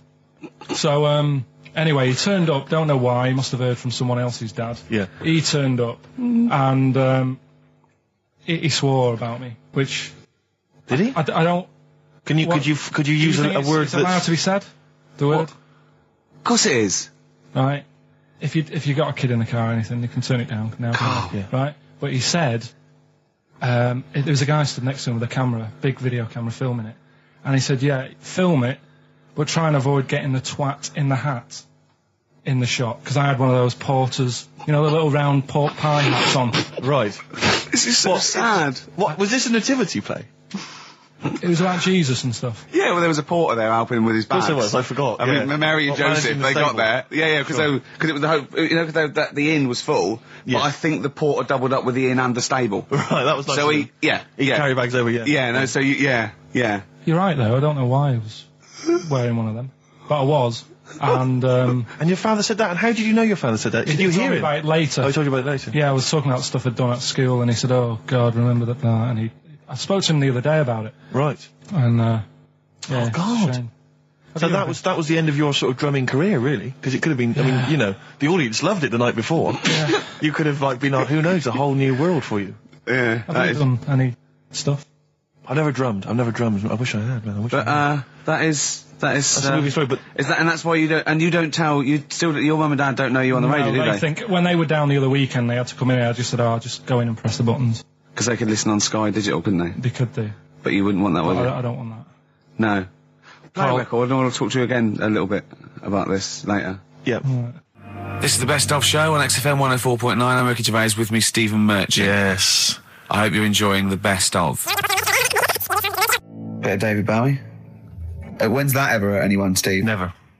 Lady Stardust off Ziggy Stardust and the Spiders from Mars on XFM 104.9.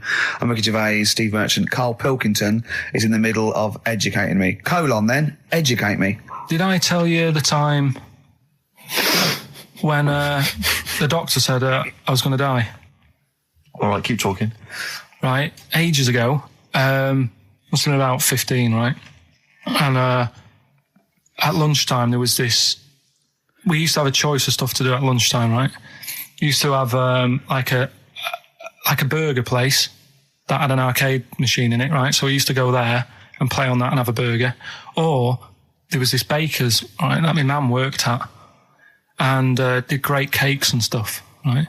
So she used to like bring some home and that, but she couldn't always bring them home every night because, you know, they'd cost money, and she used to get them for free.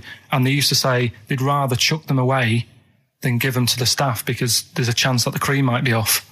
Right. Right, so they used to chuck them round the back. So I used to go around the back with my mate and eat a load. Brilliant. Eating out of bins. No, it wasn't out of bins. They were still in trays, but they just stacked them up near the bins, right? So this got out. I mean, it used to be chocker. Once the school found out, everybody used to go there, and it'd be like, well, have a cake. The headmaster crawling through, fighting the kids off.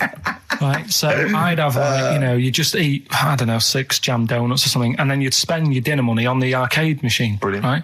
So it was a good afternoon, really, right?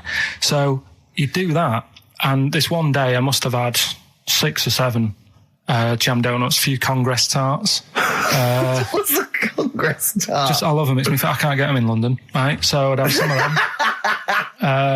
And if anyone can get a Congress tart for Karl in London, please let him know. So anyway, this day, that was just a normal day. Do you know what I mean? You'd twice a week, you'd have a load of cake. In your life, yeah. Yeah, that's normal day in your life. Were the frog boys there with the webbed hands and the big heads? And the horse in the settee? Yeah. But the day after one of these days, I had really bad cramp in my belly. Right? Okay. I was like in agony, could hardly walk. So I said to my mum, you could hardly stagger to the free cakes. So I I was in absolute agony. I said, I don't like doctors, but you'll have to get a doctor in because I don't know what it is. I can't walk. She gets the doctor round. I won't say his name, but he said, well, doesn't look like he's got long left. Blimey. So I was a bit like, hang on a minute, I've only had a few cream donuts. Yeah. My mum was panicking. Sure. He went. My dad came in from work. She said, something's really bad with Karl. I think it's serious. The doctor said he ain't got long left. So he said, what? He said that and just left? So she said, yeah. He said, I'll have to call him then. So he called him up, said, what's all this about? Karl hasn't got long left. How long's he got? So he goes, I was only messing. It's just had some bad cream. Can you believe that?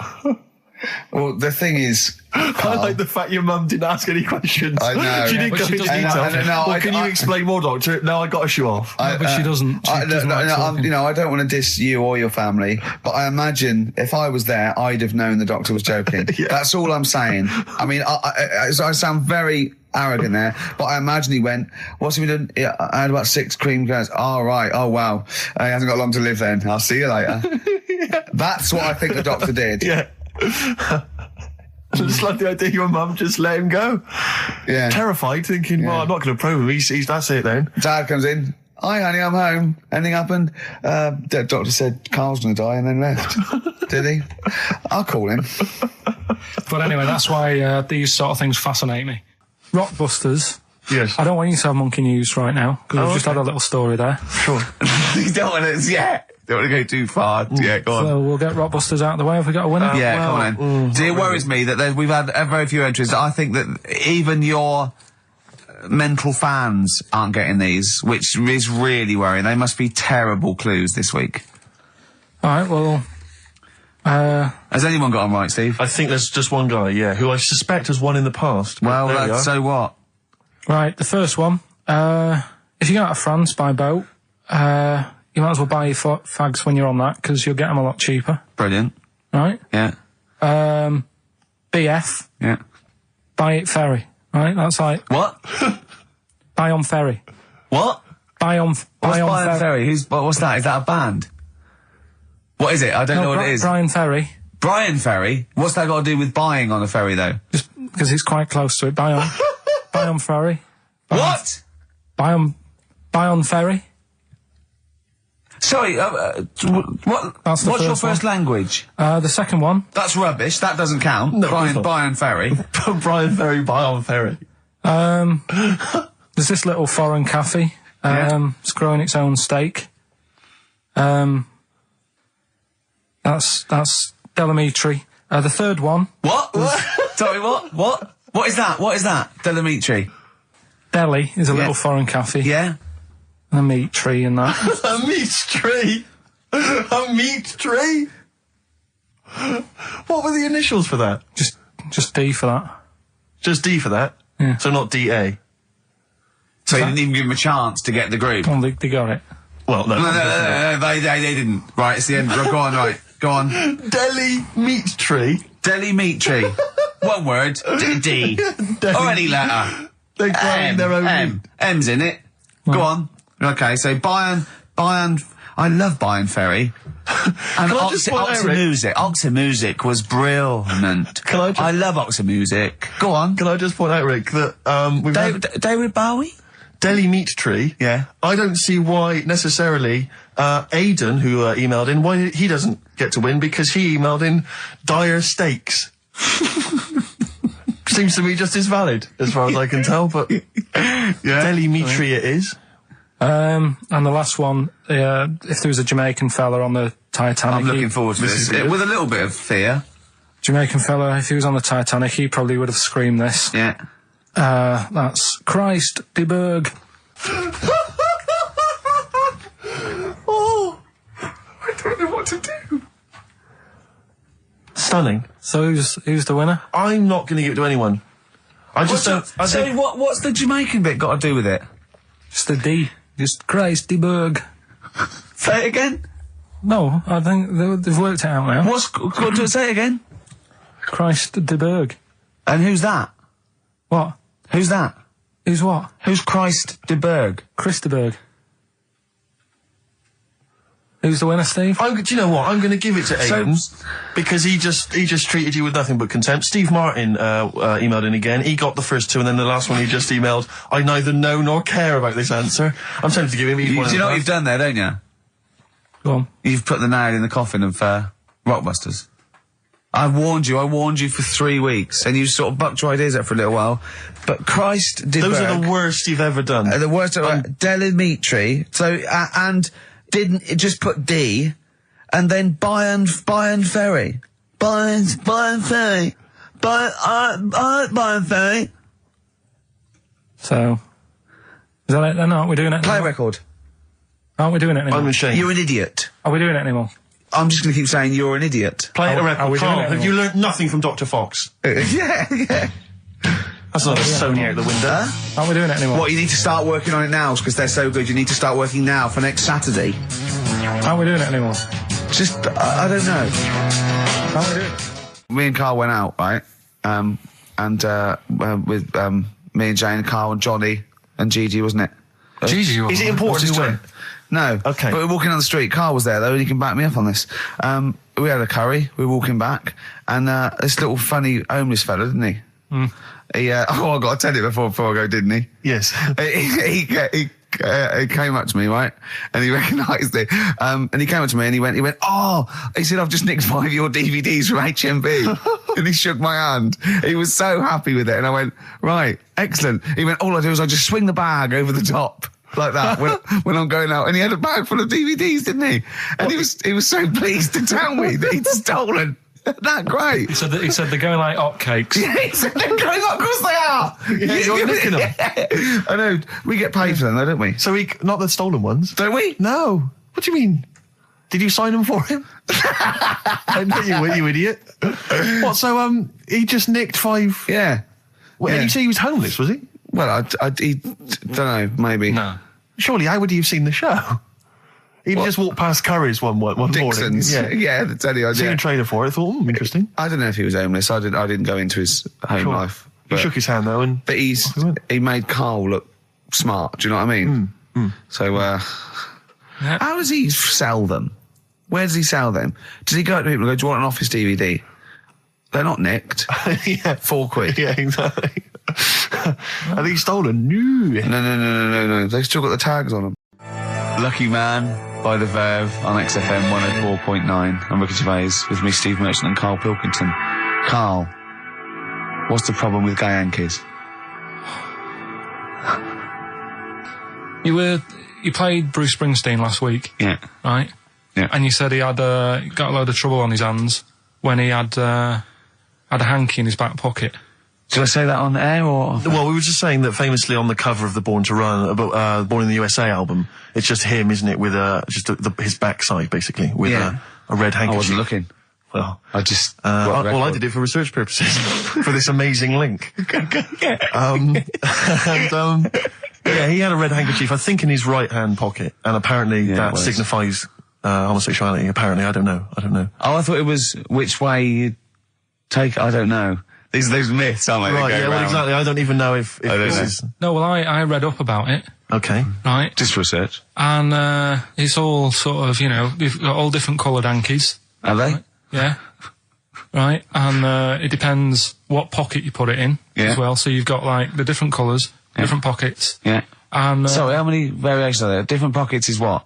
Well, you've got, like, your back pocket, your right back pocket. But what do they mean? What do you mean? Well, what do they signify? You can't just tell us they signify so much. What do they signify? Well, some stuff that we don't really want to talk about, to be honest. What? Sort of stuff that gays are into. Wait. What do you mean? Barbra Streisand records? Yeah, Eurovision. No, like, a couple of the things that were there that I know we can mention. He said something about... I love what he thinks he can't mention. I love it. Decency. What is this? 1956? No, but I mean, it isn't just, having it away. This is... Having it away? I love him! Having it away! You get up to some weird stuff. I love the fact he didn't want to offend, but he's offended a lot more people by saying they get up to some weird stuff. Right. In your opinion? Yeah. What do you mean? No, but don't if there is something that I don't know about that it's like you can't say on the radio. Yeah, I'd rather not. But what do you mean weird stuff? Well, one of them, right? If you've got a red hanky, right? Yeah. In your right pocket. Like Bruce? Yeah. That's exactly what Bruce had, yeah. Right, well, apparently then, Bruce is an armpit freak. An armpit freak? Yeah. No, really? No. But that's very specific. Carl. Seriously. Well, what? Right, okay. What else is there then? Sorry, is there some kind of homosexual body that sat down and came up with this at some point?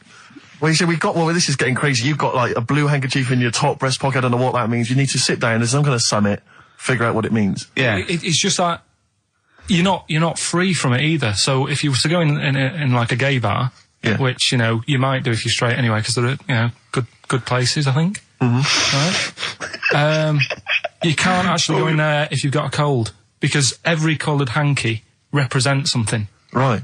So if I was to go in, had a bit of a sniffle, I could get into all sorts of trouble. Right. What, pull out a Marks and Spencer's white linen hanky, that means you like to be tied up and whipped. Yeah. There was another one, armpit freak was covered. Armpit freak is done. We've covered. An armpit freak? I don't really know what that means. Right, okay, yeah. But there was just one other thing, like a blue and white one, is if you're into sailors. To sailors? Yeah, if you have a little blue and white hanky, that's in your left pocket. Yeah. Right. Blue and white equals sailor. I wanted to ask you something. But again, we've got to be careful here. When you wouldn't leave the building that was on fire because you were standing proud. Hang on, we need this. Some people now don't know what you're talking about. Carl, you were on holiday. Yeah. On holiday in Tenerife, right? Yeah. You'd had a moment of intimacy with your girlfriend. Yeah. A knock on the door. You had to stop and get up. You peeked around the door. It was a fireman saying, "Get out." But you didn't want to leave because you had a... Yeah. It was a little... Yeah. But what I don't understand is you maintained that while looking at a Spanish man dressed as a fireman. Yeah. Is that true? Is that the fact? You maintained... I'm sorry to say, you maintained arousal whilst looking at a gentleman dressed as a fireman. No, is that, these are the facts, and they are undisputed, right? Did you maintain... I'm not a machine, though. Do you know what I mean? I can't turn it on, turn it off. Right? But you were talking... I just thought, talking to a fireman, you'd have probably lost it. I don't know, but you didn't. No, but the other thing was, I mean, I was talking to Suzanne about it again, right? She said, "What are you talking about that for?" Right? I said, "Oh, it just cropped up," right? Yeah. And the dilemma was, you see, I wanted to try and make sure that it was a proper fire because that was the last condom we had, right? So it would have ruined the night.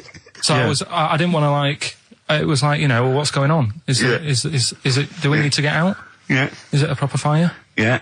And you, and talking to this man in uniform, what did he look like? Was he good looking?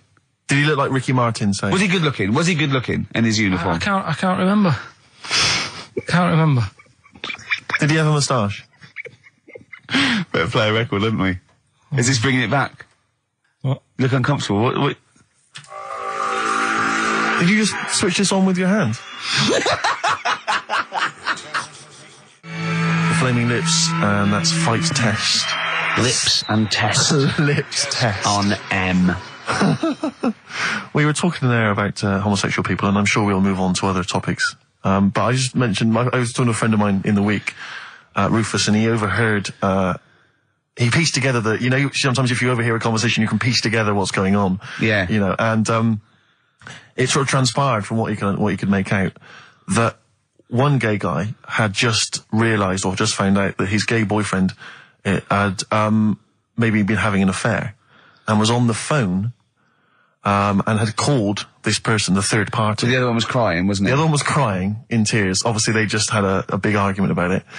And all he heard on the phone was the guy saying, in very kind of earnest tones, "I'm going to do everything in my power to destroy you." Well, I just like to think what that was. What was he, No more guest list to GAY. To GAY. I am going to, slash your diesel jeans with a pair of scissors. What if they're listening now? I know, I mean, it's probably an emotional time for them. Yeah, but they probably don't think we're talking about them. No, not those. It's probably happened quite a lot this week. Well, possibly. I do know quite a lot of gay people, right? But they do jump about when it comes to partners. Right. Karl. No, Lee. Freedom of speech. Yeah. Let the man speak. No, I'm not saying that's a bad thing. I mean, it's quite, you know, they don't, you know, if they get bored, they move on that. Which is fair enough, but they do... How have you pieced this together? And they go out late, don't they? Oh, we've covered that, haven't we? We've done that. Yeah. How have you... So, Do you know how we covered that? His favourite record is Killing a Georgie.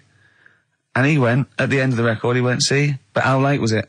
Yeah. If he'd have been sort of going out at a decent time, that wouldn't have happened. Or... Do you know what I mean, Steve, though? They're always getting ready to go out about 1:30 in the morning. You're asking for trouble. Yes. Incidentally, I should just point out that, oh dear. That, we've had an email, I've lost it here now, but anyway, it was one of our listeners saying that we've slightly embarrassed ourselves because, of course, Bruce Springsteen on the cover of Born in the USA doesn't actually have a handkerchief in his back pocket. It's actually a red baseball cap. So, well, I don't know if that also counts. I don't know if it's any coloured object. What does that mean, though? Yeah, into heads. Into little round heads. Oh. If Bruce Springsteen, and he's obviously not gay, but if he said, all right, Karl, just, you know, little cuddle, would you turn down Bruce Springsteen? Yeah. Well, no, but why? Just like, all right, mate, you hug your mates, don't you? If Bruce said, all right, Karl, I like your show, love your head, little cuddle, a mate's cuddle. No, I just, I say what you're doing. You just say, look, we're a couple of old friends. Look, Bruce Springsteen, I wrote all those great songs. I like what you're doing. Let's cuddle. Let's have a little, all right, You mate. know one thing is, right, Steve, right, do you know how he likes to squeeze me head? How Ricky likes to squeeze me head? Yeah. He had an old mate over this week. He's got a similar shaped head, apparently, as mine. Yeah. Right? He's hardly gave me a call or anything, because he was busy with this other fella's head. Oh, you feel quite bad about that. This is a better head to squeeze, I'll tell you why, because he shaves his every day, right? He's got the same sort of hair problem with him, shaves every day, right? Problem? No, I know, and it's because he's had it shaved all the time, like, Carl's is sort of comes through a bit long at the side sometimes, it looks a bit unkempt towards the end of the week. I've seen there's a couple of little pimples under there. But I really have to do it, just like, get there, slap my hands in it, squeeze it. With this one, I can sort of get my finger, do you know what I mean? I get my, really, you know. You're like a gay, the way you jump about from head to head. That's my record. You're like a gay. Now, this is not really your jurisdiction. This is not really your area, but I imagine you'd have some powerful friends who might have a say in it. Go on. Yeah. What would you do about single-sex marriages? Same-sex marriages? See, this has got this Cameron. I thought Cameron had blown it on Big Brother because they said, you know, what do you think about gay fellas getting married?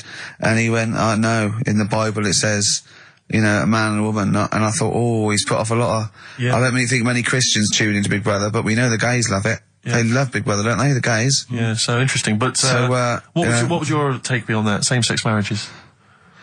And then what, having a kid? Well, just let's start off with, you know... That's alright, isn't it? Do you know what I mean? Just let them get on with it, if it's not affecting anyone else. Sure, yeah. Sure. Right?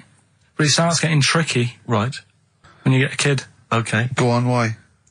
Well, it's just tricky, innit? Do you know what I mean? Well, yeah, you could be right. I'm not giving any... I mean, you know, we're not... There's no right or wrong answer. It's alright if you were if you lived in the jungle, right, with no one else, right, and you just had these two fellas, right, looking after you, but because you got no one else looking in on that saying, oh, you're a bit weird, aren't you? Do you know what I mean? But as soon as you come why have they got married? Do you think the gay people turned to a bloke because they couldn't get a woman?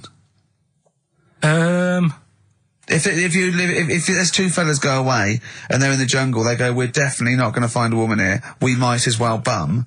That's not how homosexuality starts. People don't... It makes you wonder... No, it doesn't make you wonder. Gays don't go, well, I'll tell you what, I haven't seen a woman I fancy yet. I'll try a bit of knob. No. But what I'm saying is, right, if you're brought up in like a little jungle, right? Yeah. How are you brought up? Someone just puts you there. I don't know what this is now. Steve, I can't be bothered running the country. I'm fascinated. I can't be bothered running the country.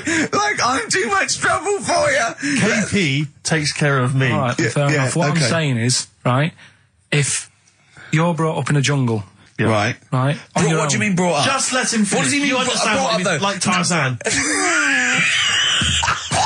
You've got to tell me what you mean by brought up.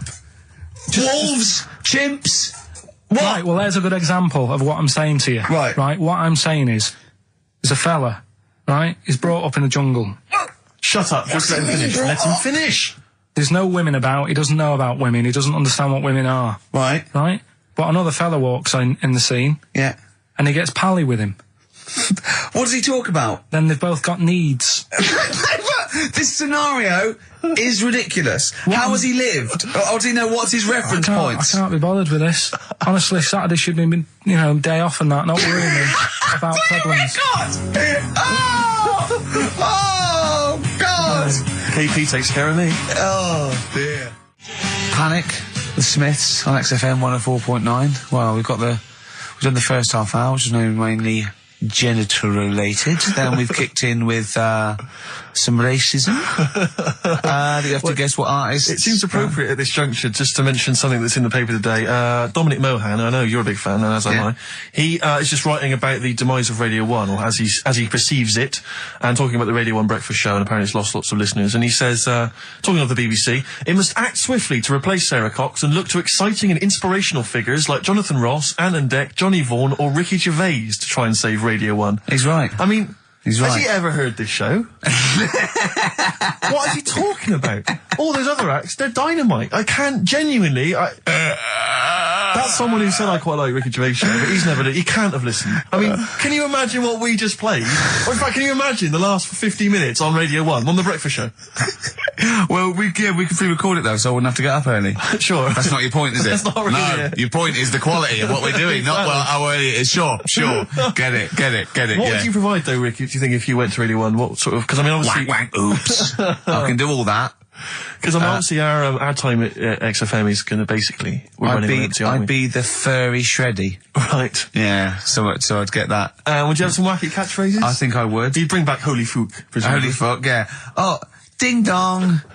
Oh, hello, it's my little Chinese neighbour. Hello, what's your name? My name is Holy Fuck. Hello. Look at Carl, he looks just going, oh, I know, like, you didn't even do the Chinese accent that time. Well, that'd be racist. Okay, sure. I mean, yeah, Sure. it's just his name's Holy Fuck, and there's nothing wrong or with that. funny about that. So yeah, you'd have that. You'd have that. crazy comedy characters. You'd probably have some wacky quizzes. Yeah. Oh, look, it's Dirty Old Queer. Hello. No, he's a new character to me. I'm quite excited. He sounds very modern and contemporary. Yeah. A new spin on an old idea. Yeah. Just tell us a little bit more. Oh, wow, he's an actor, isn't he? And he likes to, take it up. All right, well, that's just if anyone from Radio 1 is listening, and they've listened to Dominic Mohan in the paper, they thought, yes, you're right, we need some new blood at Radio 1. Ricky Gervais has got a myriad of comedy characters. Yeah. Whack, oops. I can do sound effects. Do sound effects. So you could probably do funny voices like Chris Moyles, couldn't you? Yeah. Wow. Not as good, but I can... What about comedy songs like Moyles? Again, not as good, but I mean... Do you remember when Moyles rather hilariously changed the words of This Is My Moment by Martin McCutcheon to This Is My Motor? We listened to it though, didn't we? Unbelievable. I remember when he was doing a competition, this was pathetic, wasn't it? We were listening to Radio 1 once on our site, and I don't know why, we just wanted to... I think it was research, wasn't it, for The Office? Yeah. And he was doing this, he had to phone in with... We were listening to idiots. And no, I'm not saying that. And he was doing this competition, you had to call in with some songs that are golf related. And people were phoning up going, drive the cars. He was going, drive the cars, good. And I was on that phone, I must have wasted about 40 quid, and I wanted to get through and go, hello, Chris, it's not Milesy, yeah. Derek here, I got one. Oh, go on then, Derek, what is it? Something like Spandau Ballet with golfy golf cart and that. And I just wanted to do and I waited. I thought the joke's on us. Yeah. I wasted my phone bill just to say something stupid. Yeah. Oh, dear. Oh. His show's better than this. Yeah, anyway, if you've got any hilarious golf-related song titles that you'd like to email in... What's the number? Oh, let them email in. Ricky.gervais@xfm.co.uk. What would a song title be if perhaps we were doing something about, I don't know, air travel? Yeah. If you've got any crazy ideas, email in. We'd love to hear them. Yeah, brilliant. I've got a thought of another golf one. Okay. You know Duran Duran? Somewhat down the fairway or something, if they wrote that. All right. That's Girls on the putting green? Yeah. Or something? All right. Yeah. Oh, hello. Have you introduced you? My name's Holy Fuck. I'm Dirty Old Queer. I could do all that. Ding dong, whack whack, oops.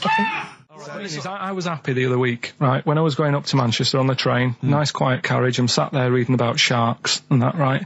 Nice and quiet. And I got annoyed, I texted you, didn't I? Yeah. When two fellas got on. Can we talk about it? Well, yeah, you've started it. Two gay men got on. Go on. Two gay fellas got on. Yeah. And it wasn't the fact they were gay that bothered me. It was like, each to their own. Let them get, you know what I mean? Let them do what they do. Yeah. And, behind closed doors. But they started talking really loud, right? And they were going on about... That's annoying anyway. That's annoying whether you're straight or gay. Talking too But do you know that theory I have about they go out late? Yeah. Gay people always go out late. Yeah. Yeah. Right. When what time do you go out in the evening? 7:30. If you go out about 7:30, if I'm out of work, I might go out about 8 o'clock or something. Yeah. I guarantee I'll sort of be in bed by about 12:30. Sure.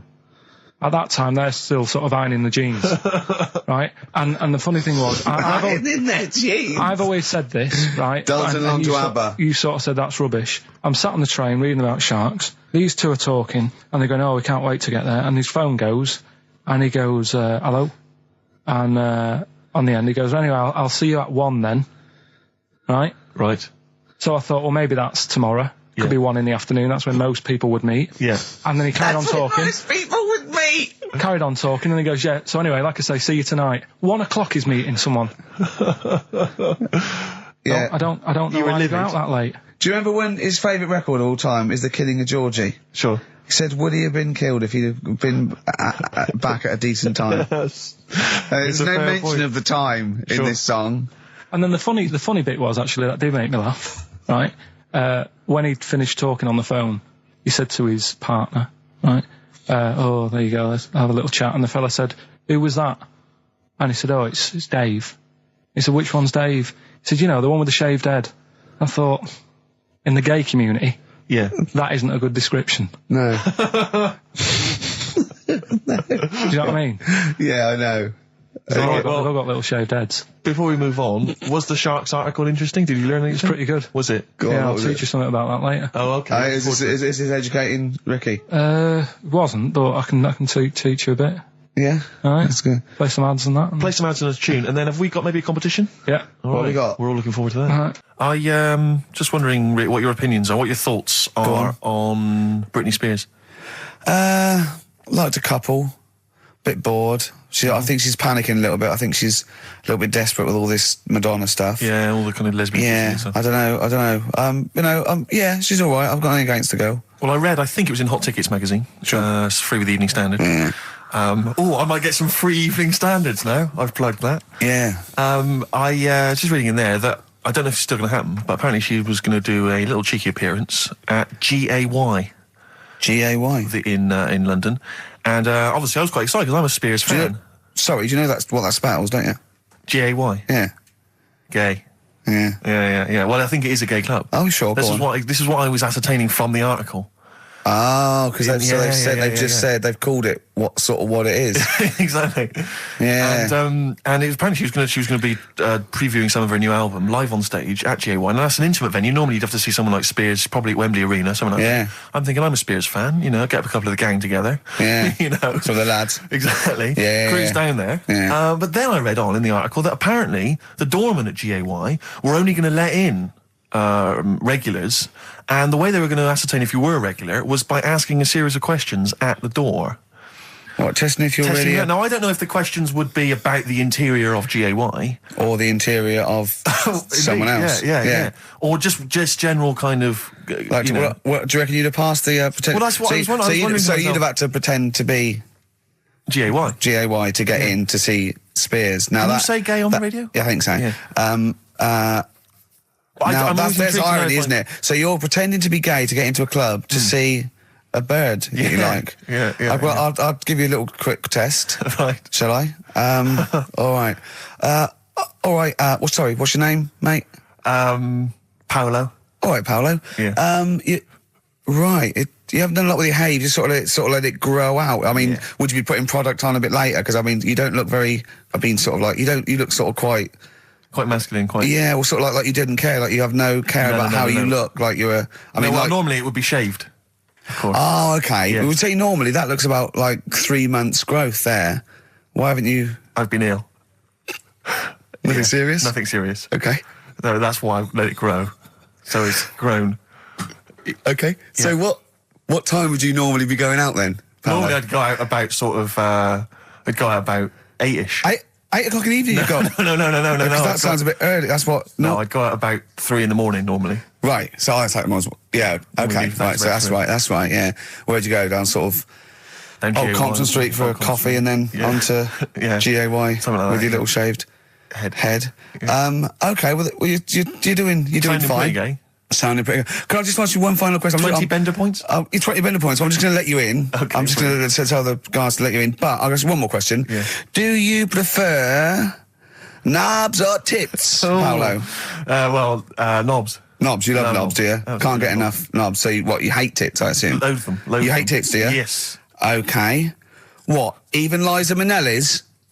I don't know what to say. I love hers. But not in a straight way. Straight way. In a gay So way. okay. So you love knobs more than tits, right? Okay. I love knobs. In you go. Thanks very much. You know Brittany's on, do you? Oh, she is so sexy. Oh. See, that's what would give me away. It'd be like the Great Escape. It's just the last. Yeah. You just. Well, you're. I mean, I think you're probably a bit bi. Right. Yeah, okay. but I mean, going anyway. Thanks very much. Okay, the drinks are quite expensive. Oh, I thought so. Pop your shirt off, will you? Hey, Outcast on XFM 104.9. I'm Ricky Gervais, Steve Merchant, Karl Pilkington. You all right, Karl? Yeah, not bad. Yeah. Just when you were talking just now about like the gay stuff. Yeah. Right. I don't know if you saw the thing the other week about the fella who's on that quiz show. Oh. Sort of. Oh, right. Okay. Gay fella, straight, sort of man, woman thing. What are you talking about? Tell me what did you see? Tell me what you saw. This is like a kid come running in and he's seeing something frightening. It could be an alien, could be a ghost, could be a paedophile, and you've got to get exactly what actually saw out of him. Right, what did you actually see? It's just this fella who's a woman. Right. Right, okay, right, try and talk like a human being. Right. It's a quiz show that's coming on the telly. And it's this woman. Right, is it a fella who's a woman, or is it a woman? Bit of both, that's why I'm talking about it. But what do you mean? Is it a pre-op? Is it a transsexual, a transvestite? Is it a ladyboy? Is it an hermaphrodite? What is it? I'll tell you about it. Well, tell me. I'm telling you. It's a woman. Well, it's a man. Oh, forget it. Listen. Play a record. No, listen. Come on. What? It is a man. He is a man. Well. Oh, Christ's sake! It's a TV programme where they've got this... Transvestite or television? It is a transvestite, yeah. But the problem is... I'll tell you, just because you don't know about it, the programme is... I don't know, I still don't know about it. I don't know anything about it still. I don't know. It's a woman, man, woman, TV programme, look, TV. No, it's a man who is now sort of half a woman. And... A man who is now half a woman! No, well, this is what's weird about it. He's got the top half, but not the bottom half. What do you mean? Out. He's got breasts and a wig? But he's still got his boys downstairs. Why do you do that? His caps and the boys are still there with his wide fronts. Why but that? Upstairs, he's got a lovely pair of dumplings. Why do that? Well, he's halfway through. But why not get it all done in one go? Maybe he couldn't afford it. Well, wait until you've got all the money. That just looks a mess.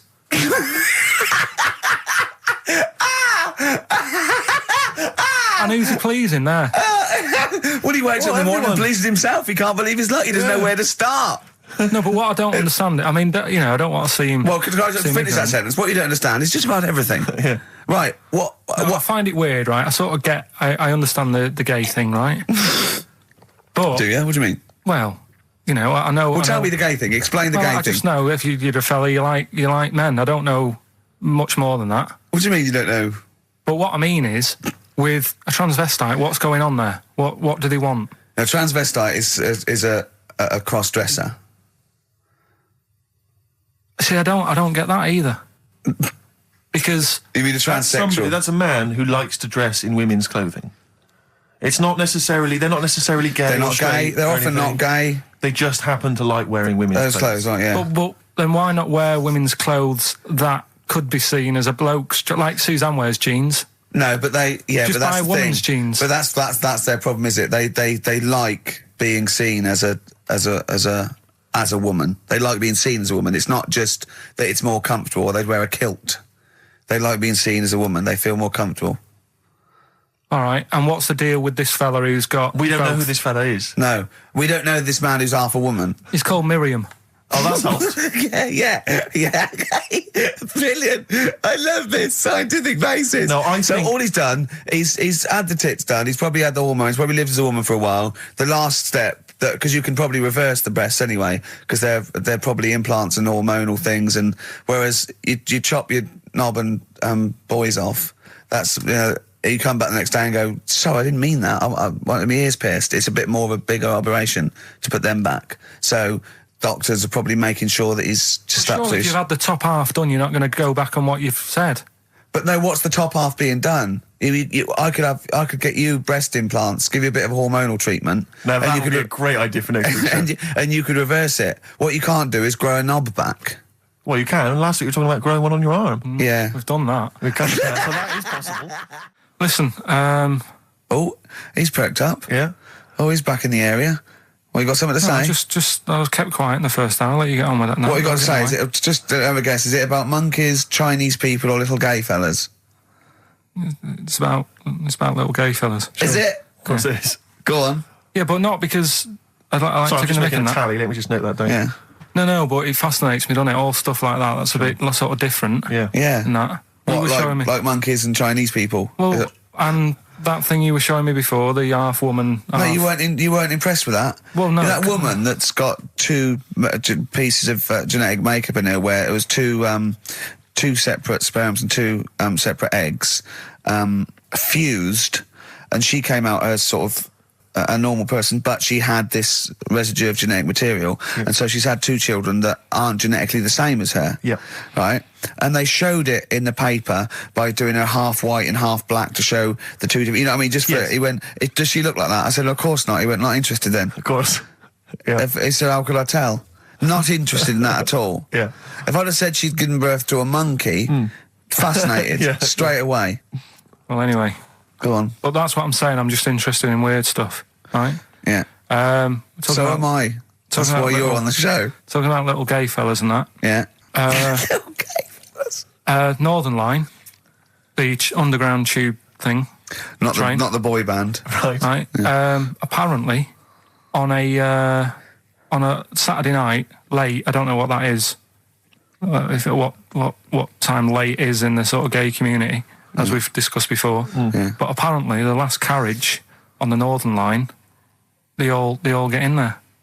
What do you mean they all get in there? They sort of take over the last carriage of the Northern Line on a Saturday night, Right. and it's like the gay carriage. Right. And what exactly do? They just travel about on the Northern Line? I don't know, just have a chat and that, and like just Stick on the communards. How do you know? Someone tell me. See, this, I mean, I'm glad you've informed me, because it wouldn't bother me, but I feel I should be told about these things, because I'm likely to stumble onto that carriage by mistake. And I'm not, it's not that it'd be a problem, it's just I might feel a little uncomfortable if there's a lot of people in, you know, the black the black leather gear and the moustaches, the hats. I mean, to be quite honest, they'd be annoyed. Of course. Because they'd be expecting something a little bit, you know. What do you mean? Well, They're good looking, most of them. Sure. No, they are good looking fellas, though, aren't they? What do you mean? what do you They're mean? just a lot of the gay, you know, they look after themselves and that and look good. Keep themselves. Some of you them know. work out, yeah. Yeah. You see, this is the problem I have, because there's a lot of areas in London and elsewhere in the country where there's a sort of, you know, it's a gay thing, you know, it's a gay public toilet, or I don't mean it's gay public, it's not like a legal I thing. mean, it's a cottage. But it's a cottage, whatever. I mean, I remember being in Bristol once doing some... You're confused when I said it's a cottage. Yeah. That's a term for where gay people go in toilets to sort of meet and greet each other. Well, I Shake hands. I was at the public library in Bristol once doing some studies from a sixth form, and I think the toilet was closed in the library, and I was dying for the toilet, and I popped down, there was a public toilet behind the library. I thought, I can't believe my luck. Dashed down there, it was about 6-ish in the evening, I was working late, I was studying hard. I went in there, and I swear to God, I saw two fellas.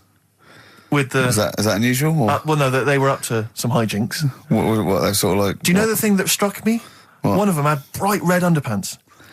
What do you mean? They were actually doing, they were having some kind of, they were having relations. They weren't even in a cubicle, they were out in the... Where were the underpants? Around his ankles. No. Yes, I swear to God, I'm not going to make this up. What old were you? I don't know, like, how old you are in the sixth form? 16 or whatever, 17? Yeah, and what did you do? Well, I actually said... you just joined in? What else did you do? You might as well. I actually swore, I said, oh, F me. And then I went, oh, no, don't. No, I did, I swear to God. I did. I went, oh, F me. No, don't. Because I was panicked and I ran out. And as I was walking out, a guy was coming in. I went, oh, hang on, mate. And then I thought, I better not tell him. I'll let him find out for himself. He might be going in there to join in. He might have got a call. Come down. We're going crazy on each other's ass. Come down. It's a conspiracy, a Bristol conspiracy. What annoyed me my was... lover. Want a bit of car? What angered me, Rick, was the fact that I wasn't notified, that there was not... I didn't know there was no sign. And afterwards, I spoke to other people about it, and they said, oh, it's a famous gay haunt. But what annoys me is I feel that they should put an ad in the local press, a big paper, like once a week, like, when they recall cars if they're damaged or there's a fault, or couriers might bring back stuff if they're sort of faulty goods, they say recall and we'll give you money back. They should just put an advert, the gay community should put an advert in that just says, these are the hot spots, this is where you're likely to find us doing some stuff. If you're not gay and you might feel uncomfortable, avoid them. And just list them, or little pictures, or, a map or something. Anything, because like the gay tube thing, I don't know. Fun. 1, 2, 3, railway cuttings. Well, not that. It's more of a sort of social awareness thing. Yeah. So people, don't feel uncomfortable and... But they don't want it exactly to be like sort of walking in under a neon sign. Well, why? It's legal. yeah, big arrows. As if. What do you mean? What's wrong with that? Because, it's actually a public place. I don't think cottaging is... strictly legal. But they don't even have to specify what they're going to do. But some people, they're not. Some of them aren't. I don't think it's probably seen gays, is it? Yeah, but it's not. Yeah, but it's not the people that go out and they say I'm gay and I like Barbara Streisand. It's presumably the sort of people that do that are people that either aren't quite out yet, or do you know what I mean? Or they're doing having a quick one away to their wife and kids. Yeah. I don't know. I don't know completely how it works, but I'm sure there probably isn't a place like free bumming here tonight. No, there is kind of. What? Because I was walking home one night through Soho, right? Just because that's the way I have to go, not because of do you know what I mean? I wasn't going there on that, right? So I'm walking through, right? And I was handed like a card, which was like a gay event, right? Now, that's a bit weird, isn't it? That straight away he's presuming that because I'm there that time of night. Well, and you got a shaved head and you sort of like, you sort of like quite look after yourself and you got some nice clothes. Yeah, but it's still... You can't look like really a little bit rough, don't you, from Manchester? You look like a northern rent boy who comes down to stand outside McDonald's. But the card was rubbish, right? What do you mean? Had this fella on it, right, all sort of greased up and that. What would you look? Just having a look what he'd handed me and that. Right. Just having a look. Picture of him, sort of sailor's hat on, tan body, like just his arse out like that, and rubbish slogan, right? The best bum in W1. Is bum there a noun or like a verb? What do you mean? Well, to bum, is it like get the best bum you've ever had, or he had the best bum? I think it's just I don't suppose you asked. No. I don't suppose you called the number to check. What do you mean exactly by this? Does it mean you've got a great arse? Do you mean I will be well bummed, or do you mean you've just got a good... Come on now, let's just a final point about... Because I asked my friend how it all works up on the Heath, because I live in Hampstead Heath, near Hampstead, and I was where I didn't want to go walking and get myself involved in anything. How can you get involved? No, again, I didn't want to walk.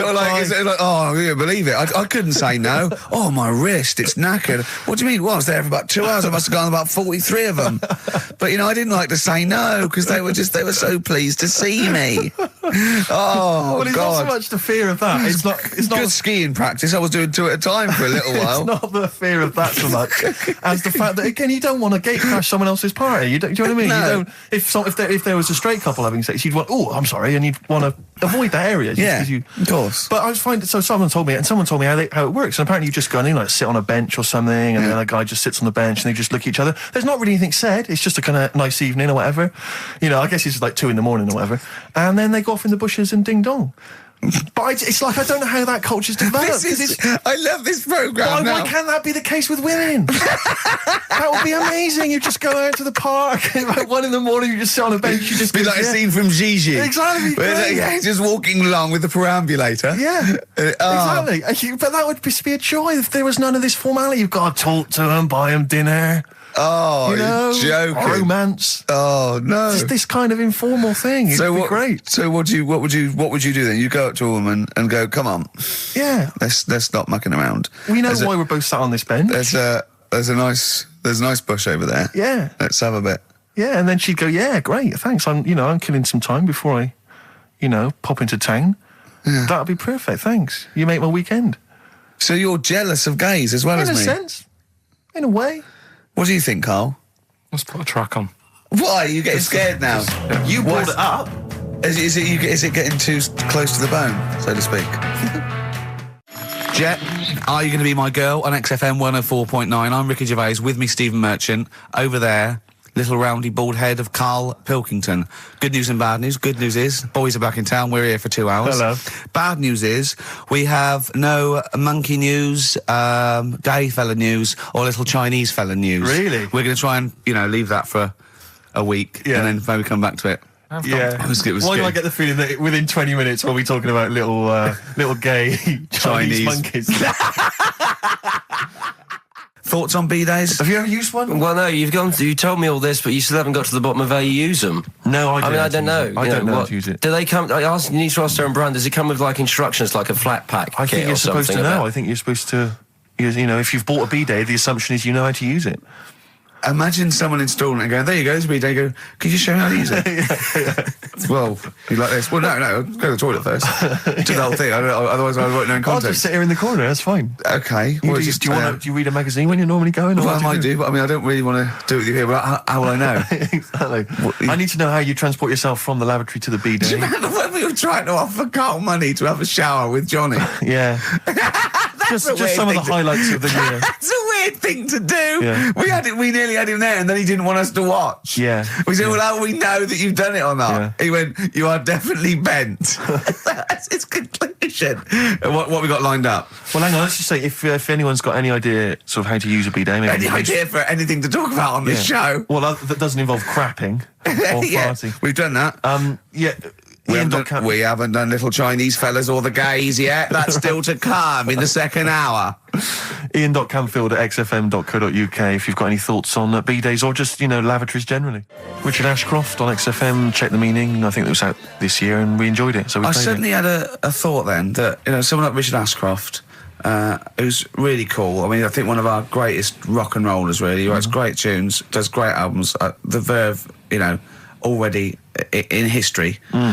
I just suddenly thought of him listening to this and thinking, I wish they wouldn't play my songs because I don't want to be associated with that drivel. Yeah.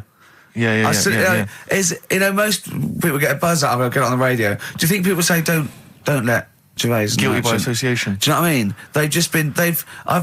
I love that song. I love Check the Meaning. I thought it was a lovely song. And he's thinking, they're going to sandwich it to bring talk about little gay Chinese fellas and B-days. Yeah. Yeah. And it's going to make me look What worries me, Rick, is that there were, if we had to draw up some kind of list of artists who would allow us to play their songs, it's going to be such a short list. Gary Glitter, it's just going to be a few people who, are slightly more shameful than us. I just thought of something. There are 1 billion people in China, and I assume it's the same percentage of homosexuality occurs, as it were. That's 1 billion, 1 in 10. That means there's 100 million little gay Chinese fellas running around. Richard Ashcroft, if you're listening, I apologise for that last... Think about it. John, are you okay? War's over. I heard a DJ in the in the week. I won't say who it was, but sort of like a cheesy sort of housewife choice DJ. And he played that, and he went, weird one, that, isn't it? What do you think of that the first time you heard it? Strange one. John Lennon, Yoko Ono, war is over. Here's the moment, at least, out there. I love that. Oh. What does he mean? That's exactly what I want from a DJ. That kind of insight. We were talking before the break about how many little Chinese fellas there are. Yeah. Billions. An awful lot of them. Brilliant, good. More the merrier. Are you familiar, Rick, with the scary fact, I don't know, Camford, if you're aware of this, and it's chilling. I don't know where I've heard this from, but apparently, and this is kind of legend, I didn't just make this up, this is well known, that if all the Chinese people in China, right, no, come on, if they all jumped up and down at the same time, apparently, this is what they say, apparently it would cause a tidal wave that would wipe out America. That would destroy America. I love the idea of coordinating that. Brilliant. Well, I like the idea, firstly, they don't need weapons of mass destruction, they don't need nuclear weapons, because they got that threat They can't constantly. have on that, you can't count a tidal wave as a weapon of mass destruction. Or jumping. Tony Blair could send in sort of people, UN people going, look out for anyone jumping. Exactly. Because all they need is an immense sort of skipping rope. Oh yeah, once a little fella in Japan holding one end, a little fella in Russia holding the other. Exactly, yeah. And they go, on your marks, you'd have a lot of coordination over that one little... Maybe like someone like Mr. Motivator, kind of coordinating it all from the top of the wall, sort of looking down. The Chinese equivalent. Yeah. That would be... Because I think that's why they built the wall. I think that's why they built the Great jump Wall. off the wall. Exactly, they just climb on that wall. That's the way it's done. That's the threat. And that's why America started the space race, because you can see it from space. Exactly. So they go... They're up there monitoring constantly. This is Eagle to Houston. There's lots of little Chinese fellas about to jump. Yeah. This is Houston. Are they wearing them lampshade We just need to hats? confirm they're Chinese. Are they wearing those... Are they wearing those comical hats that look a bit like a lampshade? They Yes, They are. We just have to confirm they're Chinese. Because if I was the leader of China, what is the name of it? Is he the king of China? We're so ill-educated, aren't Is we? it the king of China? The Tsar of China? King, is it? What is it? Is Chairman Mao still there? Is he It's still chairman someone else probably, the new chairman. I Or don't chairwoman, know. don't be sexist. And actually, when I said there's a billion people in China, so there's 100 million little gay Chinese fellas. Yeah. Someone phoned up to say half of them are women. Yeah. Well, of course. Yeah. Straight on the phone with that. Well, I meant little lesbian fellas or little gay fellas. Yeah. I mean, I wasn't being sexist. But if I'm I just was- saying there's probably 100 million little gay Chinese people. Now, Chinese people. Oh, incidentally, it's the premiere of China. The premiere. Premier. Oh, right, yeah. Oh, yeah. Sure. Yeah, I remember now. Yeah. Well, when you were away, Carl, we worked out if it's 1 in 10 people are sort of like gay in some way, with 1 billion Chinese people, there's 100,000 little gay lesbian Chinese fellas of some sort. What do you think of that? What do you mean? Well, I think so it's some sort of form of gayosity, whatever it's called, is sort of like 1 in 10, right? 1 in 10 people are gay, apparently. Right. That does seem a bit high, though, doesn't it? I thought it was lower than that. What? You mean more than that? Yeah. I don't think so. I think that's of any sort of nature, anything. But what time did they do the survey on the streets as well? Because, they go out late, so if they're doing the survey sort of around lunchtime, forget it, they're not going to get any. Sure. You know what I mean? They're all asleep. But if they're out at, say, 1 in the morning... Well... It's going to be higher, isn't it? Yeah. Well, the thing is, Carl's favourite song, The Killing of Georgie. A little fella and a little gay fella goes out and he gets beaten up and that. Carl went, yeah, but would it have happened if he'd have been going out at a decent time? True. But clearly in the lyric, it says, Georgie left the theatre before the final curtain fell. Yeah. Now, theatre's finished about 10:30. Yeah. So even giving him half hour, I reckon it was only about 11 o'clock. So you're talking rubbish there. Are you sure that wasn't his curtains in his flat and he's closing them before he goes out? No, he was at the theatre. But I'll tell you what, I just realised something. Maybe where most people were going home after theatre, he was just going out. Exactly. That theatre to him is like a matinee. Exactly. Isn't it? He's off out clubbing, isn't he? He's off down, he's going to get some ammo, he's going to get a couple of butt plugs, and he's not even going to start dancing till midnight, is he? Have any of us ever met any gay people?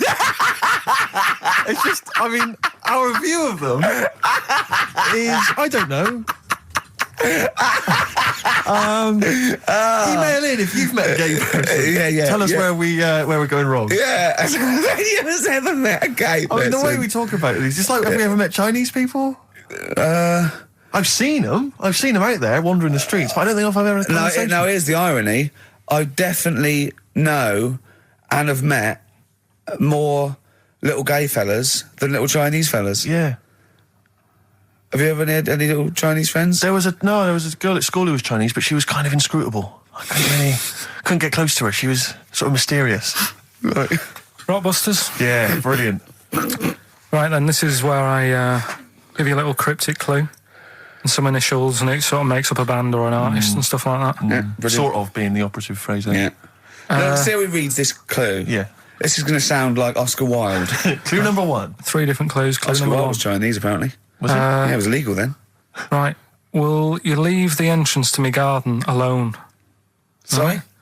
Will you leave the entrance to my garden alone? Are we back on the gay thing, or is this... This is the clue? That's the clue. Right. Clue for Rockbusters number 1. Will you just leave the entrance to my garden alone, will you? Right, that doesn't count because I know what it is.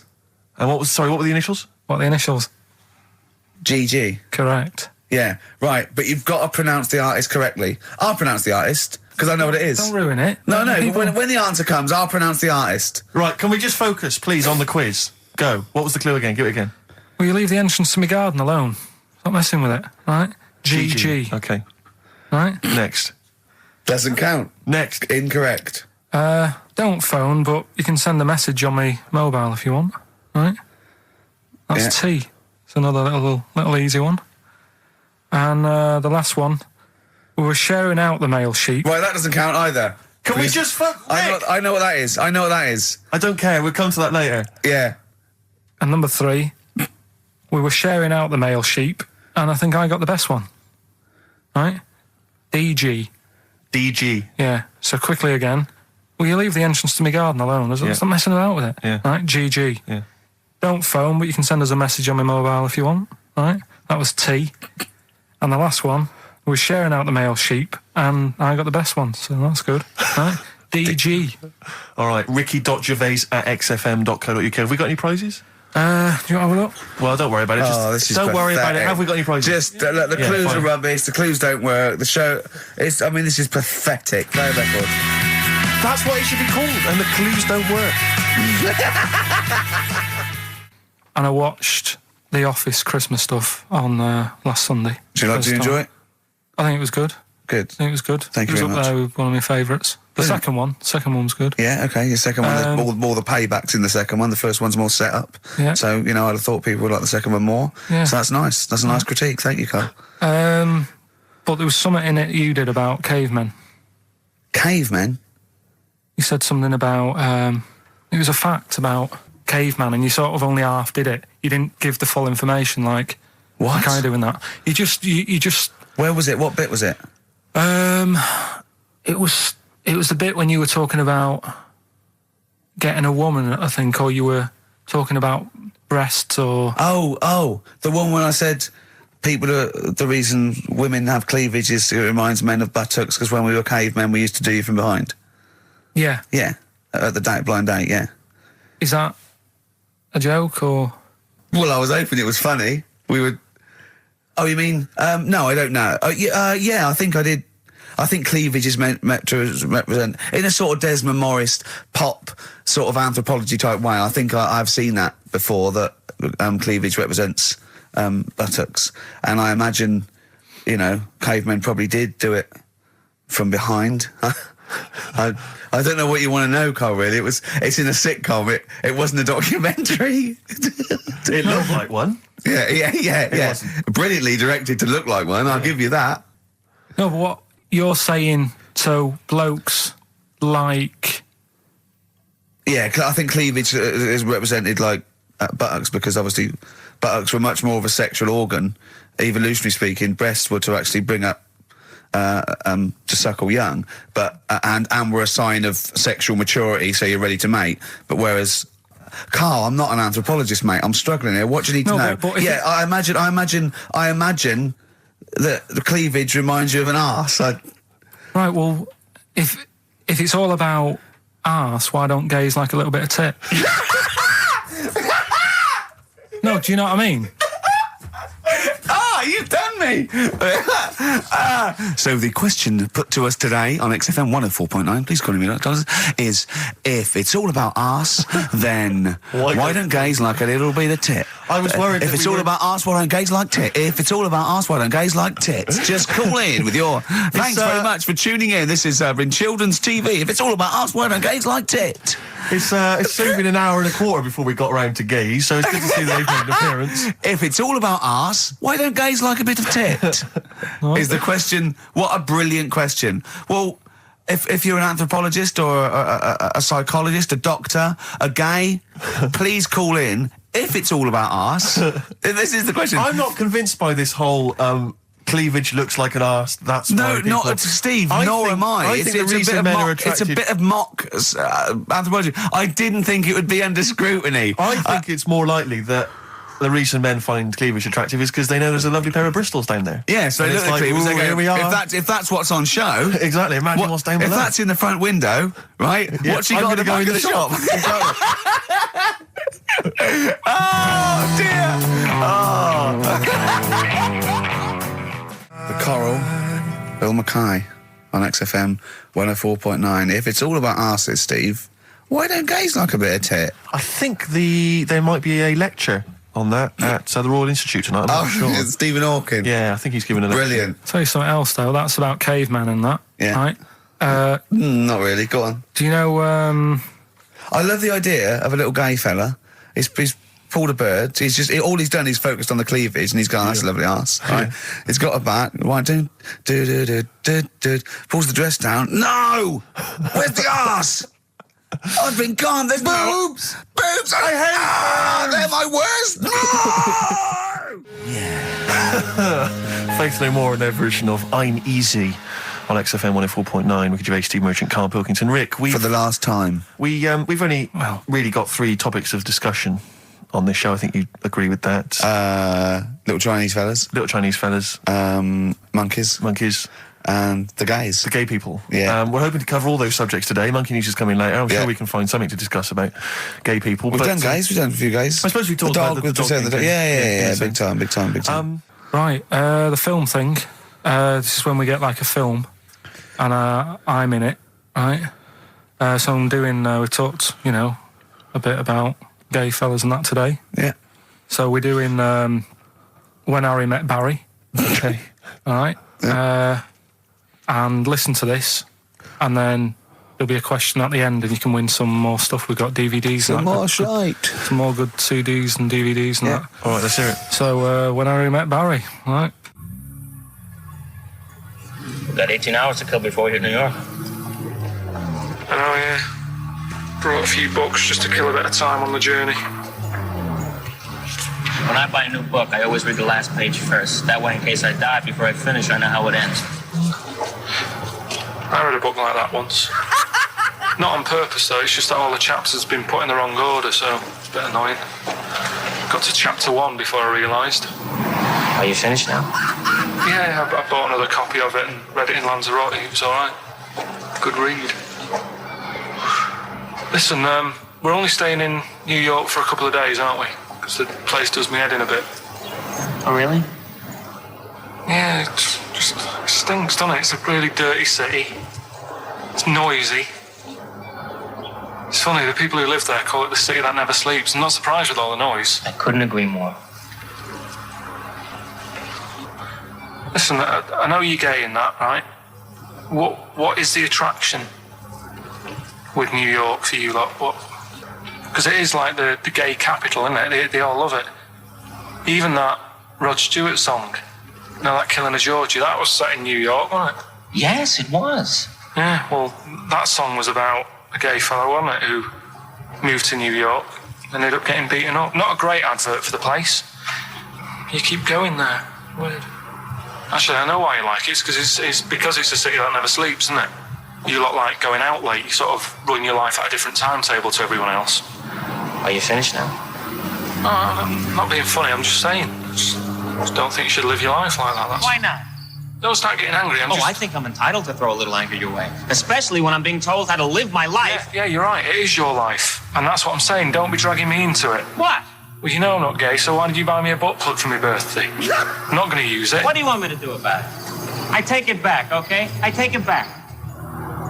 Right. Want to spend the night in a motel? No. Why not? Because you're gay and I'm straight, that's why. Why aren't you seeing anyone? Well, I'm seeing Suzanne again. We only split up for a few weeks when she had that funny haircut that made her look like David out of Slade. It's grown again now. She looked weird, didn't she? Well, but forget that. Anyway, don't want to share a bed with you again, not after last time. Oh, geez, what are we supposed to do? This isn't normal, mate. Pull over, All forget right, it. all right. Forget Don't it. you I don't want to talk about it. How is that pull possible? over. Just pull over here. Fine, but let's just... There's nothing, I'll get a B&B. And by that, I mean bed and breakfast. Not bull and bollocks, as you call it, Get right? one thing straight. Not interested. See ya.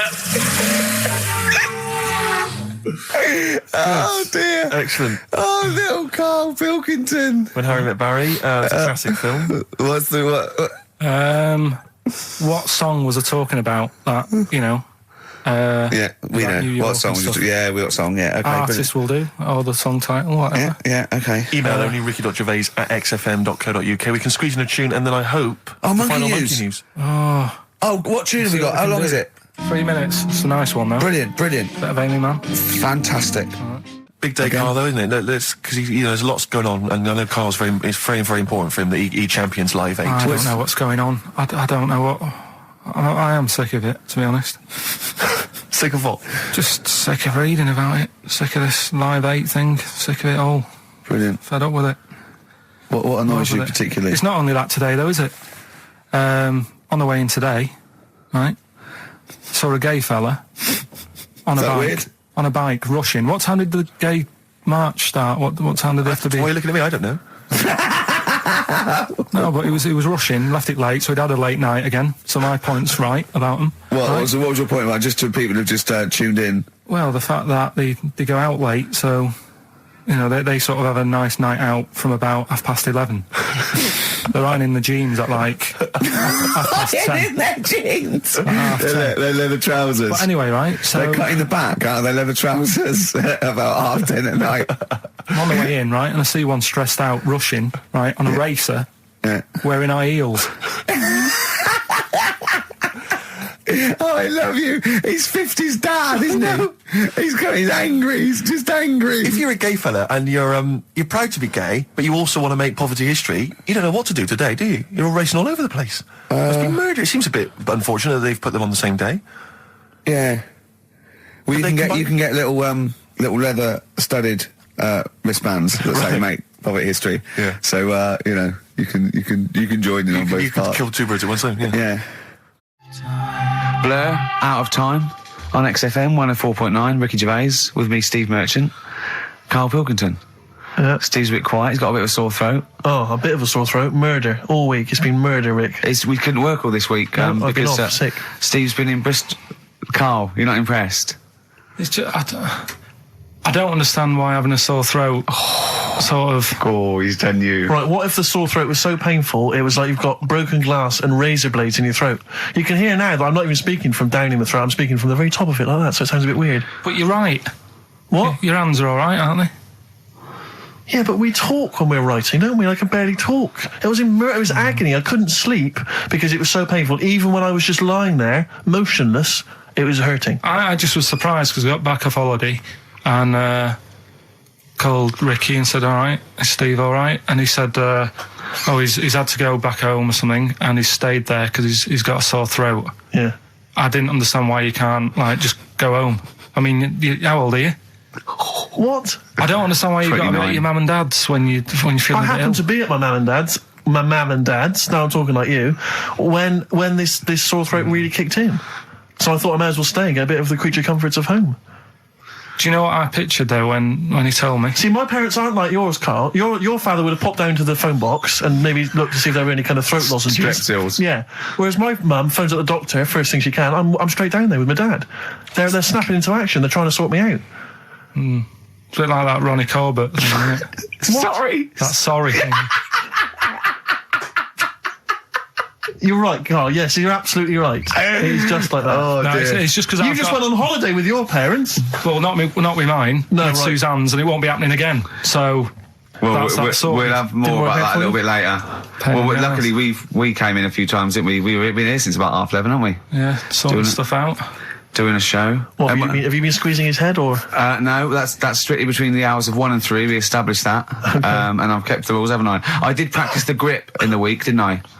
Yeah, just to see what method he was going to use today. Yeah.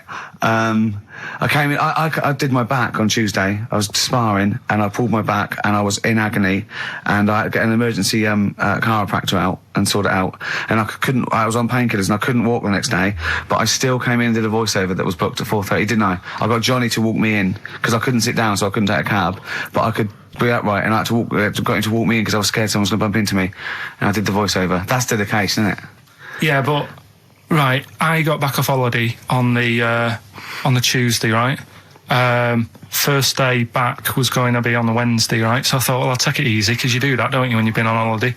The first day, you just want to sort of... I don't, I'm straight back into it. Well, yeah, but it's nice to, do you know what I mean? Yeah. Just sort of look at your emails, go through all them, work out what people need and stuff. Sure. Doss around, yeah, sure. So I thought, I'll take it easy. As soon as I got in, I was told that Ricky had been booked in to do a voiceover. And I thought, can't handle that. Do you know what I mean? On the first day, him coming in annoying me, probably trying to get a week's worth of head squeezing in. So so I called him up and he said, I might not come in because I've got a bad back. I thought, well, that's all right, right? Then you just turned up, didn't you? He said, I managed to get in a cab. Yeah, Johnny walked me in, and that's what, yeah. And he did the stuff, which I haven't got it here at the moment, but I'll find it on the system and I'll play you what he did. That he's been paid to do as well. It's all right. Yeah, well, it's not all right. I had to pretend it was all right when I played it to all my bosses to try and well, look, let's play that a little bit later. But now, as we're all back together, Steve, would you say the boys are back in town? Yeah, brilliant. Thin Lizzy, boys are back in town on XFM 104.9. Right, we are back in town. Me, Steve, and Karl. Karl's on holiday. Steve's been living with his mother because he had a sore throat, and I've been hobbling around still trying to keep things going. Do you know why I think I was ill? Stress. I genuinely think it was stress. I think I'm analysing it. What do you think of that, Karl? But I'll tell you what it is. Look, think about it though. We live in London. We got the war, the threat of terrorist activity. That's where I live. I'm all right. Next one. We got SARS. One. Yeah, but you can walk to work. I got to travel on the tube. I came in this morning. I saw a Chinaman sneeze. I was terrified. S Club 7. They've split up. I mean, I worry about those sort of people. They're young kids, they're talented guys. I mean, they say they're going to be all right. I'm not sure Tina is. I'm not sure she's got the talent. So there's just so many elements that stress me out. I remember you were worried about hearsay. Well, Kim Marsh is doing all right. Well, Kim's doing fine, but she got out early. Yeah. But, I'm not sure the rest of them will be. I'm just... they're quite emotional. I've got to worry about the show. I've got to be worried about this, It's just me. I've never been that good when, anyone in the family's ill or anything. I've just got... Just because that's the way I am, do you know what I mean? If I'm ill, I don't expect people to run about. No, well, I've never been off for being ill. I mean, you were a couple of weeks ago. Yeah, but that's. But hang on, I've not missed either of the shows. I'm ill today, but I'm still here. You took I seem to remember you took a show off when you were ill. Yeah. You were whinging. I was really ill. Right, sure. I couldn't even walk to work though. Yeah. That's what I mean. Did you go to the doctors? No, I was too ill to get there. Right. That's how bad I was. Did you call a doctor out? No. Oh. Interesting. But it's just that I mean, we were talking about it last night because I was saying to Suzanne, I said, Steve's, he's been living at home all week. She said, is he really? I like the way he talks about it behind your back as well. Thanks. And she said, what's up with him? Malingering geek. And I said, he's got a sore throat or something. She went, sore throat? Oh. So she said, well, you don't know how serious it is. Don't be off hand with him tomorrow because, if he's coming in and he's still not right. Because she always sticks up for you. Yeah. Right? And she said, got some sense. She said, and anyway, you're no good when people are ill. I said, hang on, what are you talking about? So apparently, when we first sort of started going out, the first time she was ill, she kind of thought she saw the real me because she was ill in bed and that. And I was saying, get up. And, of course, you can drink alcohol with these. And I just was like, you make yourself feel worse if you lie in bed. I said, come on, we need to go shopping. And she said, you go shopping. I said, no, I'm not, because I'm rubbish at shopping for food. Do you know what I mean? I'm all right at getting that night's food, but once it starts, you've got a plan. Sure, yeah, you're dropping the bananas. I forget all sorts of stuff. Yeah, so she said, I've got over the floor. Well, she was feeling hot on that. She said, I've got a temperature, so we'll come to the supermarket and not hang about in the chicken. Frozen chicken section, cool yourself down. Yeah, sure. And it made her worse. So now she was like, "Do you remember that?" And I was kind of like, yeah. Who's that hot woman sitting in the chicken fillets? Yeah. That's Carl's girlfriend. She's obviously ill again. Even when I was younger, do you know when I told you that I was picked at school to give old people biscuits? Right, yes. Because you had nice hands, Because I had nice nails, right? Yeah. And then because I went down a storm at that. Went down a storm at that. They said, "Bravo! Getting back with the Garibaldi's the best I've ever had. Bravo!" What do you mean you went down a storm? Because I'm into biscuits, so you knew your stuff. I was talking to him about I'm into biscuits. Right, so then Did you make sure that they finished the first layer before you dipped into the second layer? No, there's no rules like that. Just No rules. what do you want? What do you want? What do you fancy? Yeah. So then, because I was good at that, we were going to like an old people's home where they were a bit iller, rather than just being old. They were like ill. Yeah. And I said, no, not doing that. Not going there. Because they're old people. They don't want biscuits. Well, yeah, that's the They're too thing, old to eat. So yeah. So Did you have to dunk them in tea before you fed them to them? No, it was just like. Did you feed them like? Did you have to chew? Did you have to chew their food, then stick it down their throat with your face, like a little bird? Yeah, yeah. Little trolley, right? A lad who I didn't really get on with. He had good nails as well, so he was serving the tea. Yeah. And I just had a chat and said, "Oh, do you want a biscuit with that? Yeah. What about this one? Do you like bourbons?" Yeah. Oh, you really did the whole. So, yeah. Oh right, so you weren't just. It wasn't like their choice. You offered a selection. Well, I sort of sold them because the thing is, there's only so many, so you've got to handle the situation well. Sure. You don't want too many in one type, so it's like, well, you've had a bourbon. Yeah.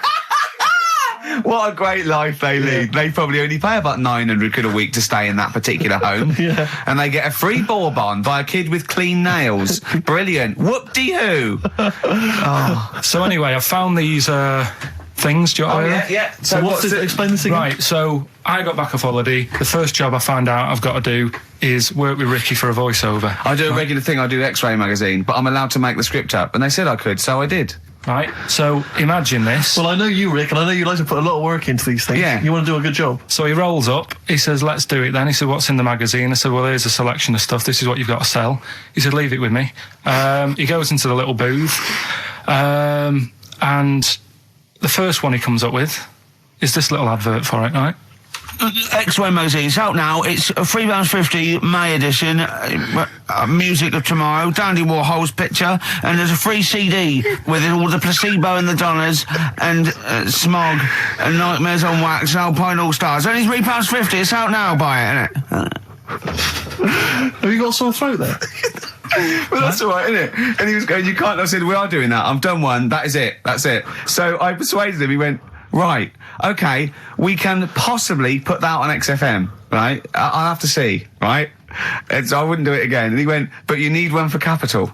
He said, Right. "Capital will know what I went, right, I'll do one more for Capital." Right. Because all the stations advertise the XFM magazine, right? So this is the one that he thought would be all right for them. Hello, you loonies in Radio Land. Dr. Frog here to tell you about the new edition of X-Ray magazine. It's out now and it's only £3.50. You've not heard of it? It's a great music magazine. And you get a free CD featuring bands like Placebo. They wear makeup, but leave them alone. Gold Chains, Smog, OK Go, The Donners, and all great bands that you'll love to. Froggy here. Hello. Bye. Ribbit, ribbit, Froggy says bye it. Oh, well. So then, he says, "That's it. You had your money's Is worth." Dr. Frog still on there? He's still on Classic. I said, "That isn't going to go out. They're not going to be happy with that." He said, "You've had your money's worth. I'm going." Yeah. So I'm left with that. I then have to get the bosses in. And because I've let him go, in a way, it's my responsibility. Yeah. So I've obviously thought I've got what I need. I had to play them to the MD. What did he say? And justify. Well, I was sort of thinking if I laugh, he might go, "Well, I don't get it," but he finds it funny. Oh, brilliant. Well done. So I was laughing, he was sort of thinking, Excellent. is that it? Brilliant. When do they go out then? I think one of them's going out at the moment. Excellent. I think the first one's going out. Brilliant. Well, let's play a great track then. Is it Dr. Frog? I'd like to see Dr. Frog feature maybe on our show more often. Okay. Oh, I've got some new comedy characters. I can't believe that. You know, I love the work of comedy greats like Chris Moyles and Noel Edmonds. I've got some really funny comic characters that'll be popping in and out of the studio. Save them. Okay. I'm excited. Rowdy John Boy. All Possibilities on XFM 104.9. I'm Ricky Gervais, with me, Steve Merchant and Karl Pilkington, and a few new characters. Steve, I can't believe as that. I said, I know you love Moyles and his sort of wacky stuff, and Chris Moore, Edmonds, one of the greats, one of the and greats. Edmonds, and just all Well, I'm going to go along the same sort of vein. I've come up with a couple of. Can I do a little? Can I show you one? I'm excited. Okay, well, it always starts with a sort of doorbell. So it goes, ding dong. I go, oh no, hold on, Steve, hold on, Karl. Who's that at the door? Yeah. Hello. Oh, hello. Oh, look, it's Camp David, the right queer gay. Oh, hello. Hello, you look all gay today. Is that because it's nice weather? Oh, no, that's not what it means. Oh, have you got a girlfriend, Camp David, the right queer gay? No, but I've got a boyfriend. Oh, bye. Right. Oh. Ding dong. Oh, it's another one. Hang on. Another comic. Hello. Oh, look. It's Holy Fuck, the little funny Chinese fella. Wait, that's his name, Karl. That's his name, Karl. Karl. Hello, Holy Fuck. Harold. Yeah. Right? Yeah, that's So, fine. Mr. Fuck, you can call me Holy if you want. No, I'd prefer to call you Fuck. Yeah. Right? You're right. Nothing wrong with this so far. No. Have you got a girlfriend, Mr. Fuck? Achoo. Oh, you haven't got that SARS, have you? Yeah. No, that's my girlfriend's name. See? Yeah. Clever. Oh, just before you go, Mr. Fuck, I've got two things here. I've got a nice Trilby hat that you could wear, or I've got a little lampshade. Right. Which one do you want to put on your head and walk around? I presume the Trilby. No, but it's not. No. Yeah. The lampshade. Lampshade, of course. Bye. See you later. Yeah. I thought they were genius. Can I be honest? I'll be honest. I thought they were brilliant. I thought they were. You didn't steal them off Chris. No. They're original. They're original. Sometimes characters. Chris Moyles has done stuff as good as that. I know. Yeah, I know. But no, these are all mine. So there you go. We'll be hearing more from Camp David, the right queer gay, and Holy Fuck, the funny little Chinaman. What? All right, Karl. Yeah. Is that your sort of humour? It might not be your sort of humour. You just should have run it past me before you did it. Yeah. What one are you worried about in particular? The not Camp David. Well, say his name. No. Say his name. I'm not Which doing one? that. I don't know which one you mean. The Chinese fella. Well, I forget who that was. What was his name? I can't remember. Well, if you can't remember, it can't be that good, so we'll leave it. We won't do it again. Right? I'll tell you what I've got, Steve. Oh, what? Tell you what I'm thinking. Go on. Right. Do you know, like, TV programmes sort of get rested in the winter? Ding dong. Oh, no. Hang on, who's this? Oh, go on. Hello again. Not now, Mr. Fuck. We're talking. Bye. Is that Holy Fuck again? Yeah. Okay, God. Look at Carl's face. Right. Okay, that's it now. I'm not answering the door anymore. Right. Okay, go on. Right. Yeah. Ding dong, ding dong, ding dong, ding dong. He's trying to get in. You've got. Don't be impolite, Rick. Come on, Rick. He wants to come in. No, it's too late. It's too late. He's gone away now. Go on. Right. Anyway, what I'm thinking is, Rockbusters coming back for a bit. What? What are you talking about? He likes my idea. He likes my characters. He doesn't like that idea. If I what, Karl? No, what? I was going to say, if I came up with with what? With that Chinese fella. What was his name for a again? sketch? You wouldn't have liked it. So let's do Rockbusters and see how it goes. I know you weren't a fan of it, but. Hang on, yeah, but to be honest, Karl, he dissed Cheap as Chimps, and we know that's a brilliant idea. Hang on, sorry, we all agreed that Rockbusters was a piece of old toss. No, I didn't. I said it needed resting. That's why we stopped doing it. I said it needed resting for a bit. I don't remember that conversation. What do you mean it needed resting? We abandoned it because it was appalling. You it started off as a nice idea, but you just gone crazy. Let's play a record and come back to this, shall we? What do you want to play? Bit of sugar. Oh, yeah. Brilliant. That cheer us all up. I don't know why you were thinking of bringing this back. I'm genuinely worried about this. Well, is that the doorbell? I would be lying, Rick, if I told you that didn't feature in my list of the best singles ever. That's lovely. If I can't change your mind, great pop tune. Brilliant, absolutely brilliant. I think Karl's worried about one of the names of my characters, so I'm changing the gay fella's name to David Gray, the bent pianist. Right. XFM. The Scientist, Coldplay, on XFM 104.9, with me, Steve Merchant, Karl Pilkington, and Ricky Gervais, obviously. So, Karl's just getting a little bit frustrated there with Steve, having nothing to offer after being off for a week. Do you know what he calls you now behind your back? Oh, God, here we go. No, it's all right. He calls you the Professor, because of a picture of you in, My Media. Oh, right. What did you say? He said Did you approve it? I didn't actually, no. No, you know what it is, don't you? It's, you know, when you take it from an angle, it sort of distorts one side, and they've taken a picture from a bigger picture, I think, and so it's, do you know what I mean, like he's looking in a kettle, and he went, what's going on there? He said he looks like one of those professors of BBC Two schools programmes. Well, I take that as a compliment, considering what I call you behind your back. And I say, no, it ain't the professor. Although Carl's looking pretty good at the moment, aren't you? I'm surprised. Can I just say, I'm surprised that you got chosen for having clean nails at school to serve the biscuits. Because I always imagine you, when I look at you, I see you as a child. I see you as a grubby little child who's always out in the street getting dirty. Carl is quite hygienic because he's always got a nice little. Nowadays, I do. Yeah, nice little top on. Not the boyhood, Carl. I always imagine you being quite neglected. No, my clothes weren't always the best, and they were a bit warm, but they were always clean. Yeah. Is this a country song coming on? Are you Dolly Parton? I always imagine your house as having, and actually, to be fair, I imagine your house has been very much the same. Always stinking of chip fat. Yeah. Also, my mum was always cleaning, so again, it was always sort of like clean. It was just it smelled. And cigarette smoke, maybe. Yes, it smelled of Dettol, pets. Yeah, and cigarette smoke. Yeah, and such chip fat. A working class smell. Chip fat, yeah. That's a real working class sort of smell and look and stench. Yeah. Are you talking about me now? Yeah. Right, yeah. I mean, the interesting thing is that Carl's cleaned up his house. I have 2 baths. No, you are obsessed. It's I love It's just really bad of me. I was in Waitrose earlier buying a sandwich. I got a bit of money now, Carl. I like to splash out on a sandwich. I like £2.50. You ever seen any of it? Benji's shop.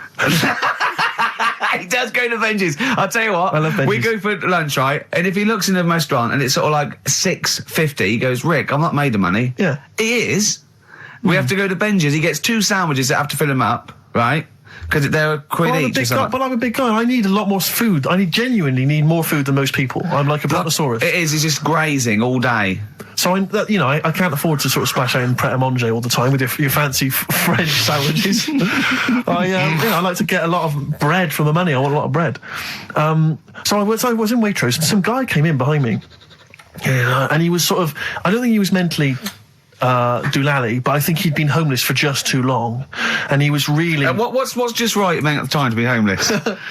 Well, I think it was. They want to get out of that game early, don't you? He's past the point of no return. This guy. I think it was too late for him. I think there was no going back really. 6 months. He came in and he was sort of walking at a bit of a weird angle. He walked like the Elephant Man, even though he wasn't deformed. It was probably like you were in the week. It was quite unpleasant.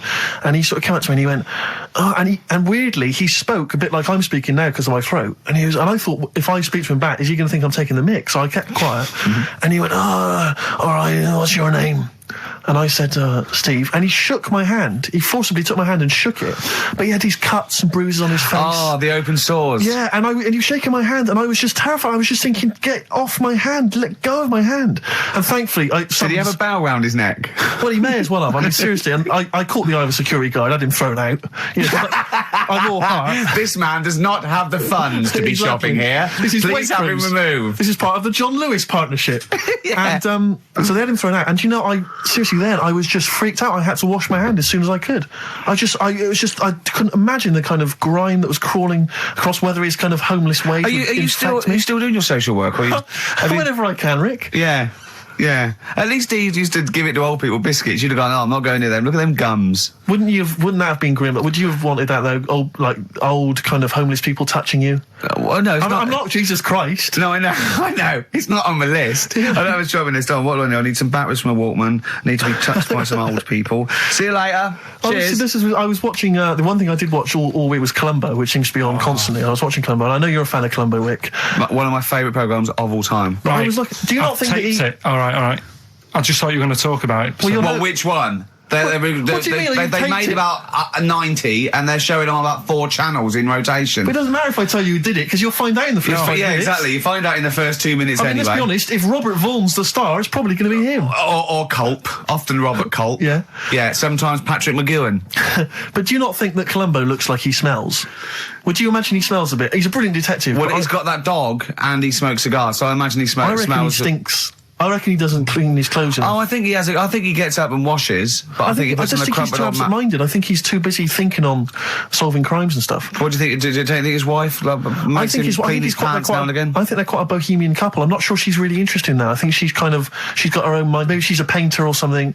No, maybe she's losing it a bit, and he's a bit embarrassed by it. Yeah, that could be true. And she's probably incontinent, so while she's ironing his trousers, she just all over them, and he goes, "Oh God, she's shatting my pants again. I gotta wear them." Yeah, yeah. So that's what. Oh, ding dong! Who's that? Who's this? Oh, hello. Oh, look, it's David Gray, the bent piano player. Oh, all right. I thought it was going to be Columbo. That would be the joy. Ding dong. My wife loves you. No. Hello. Oh, I don't believe it. Look who's turned up, Carl. Do you want to do Rockbusters, Steve, now? Can we do listen, it? with the whole Rockbusters thing, I don't want to be responsible for bringing it back.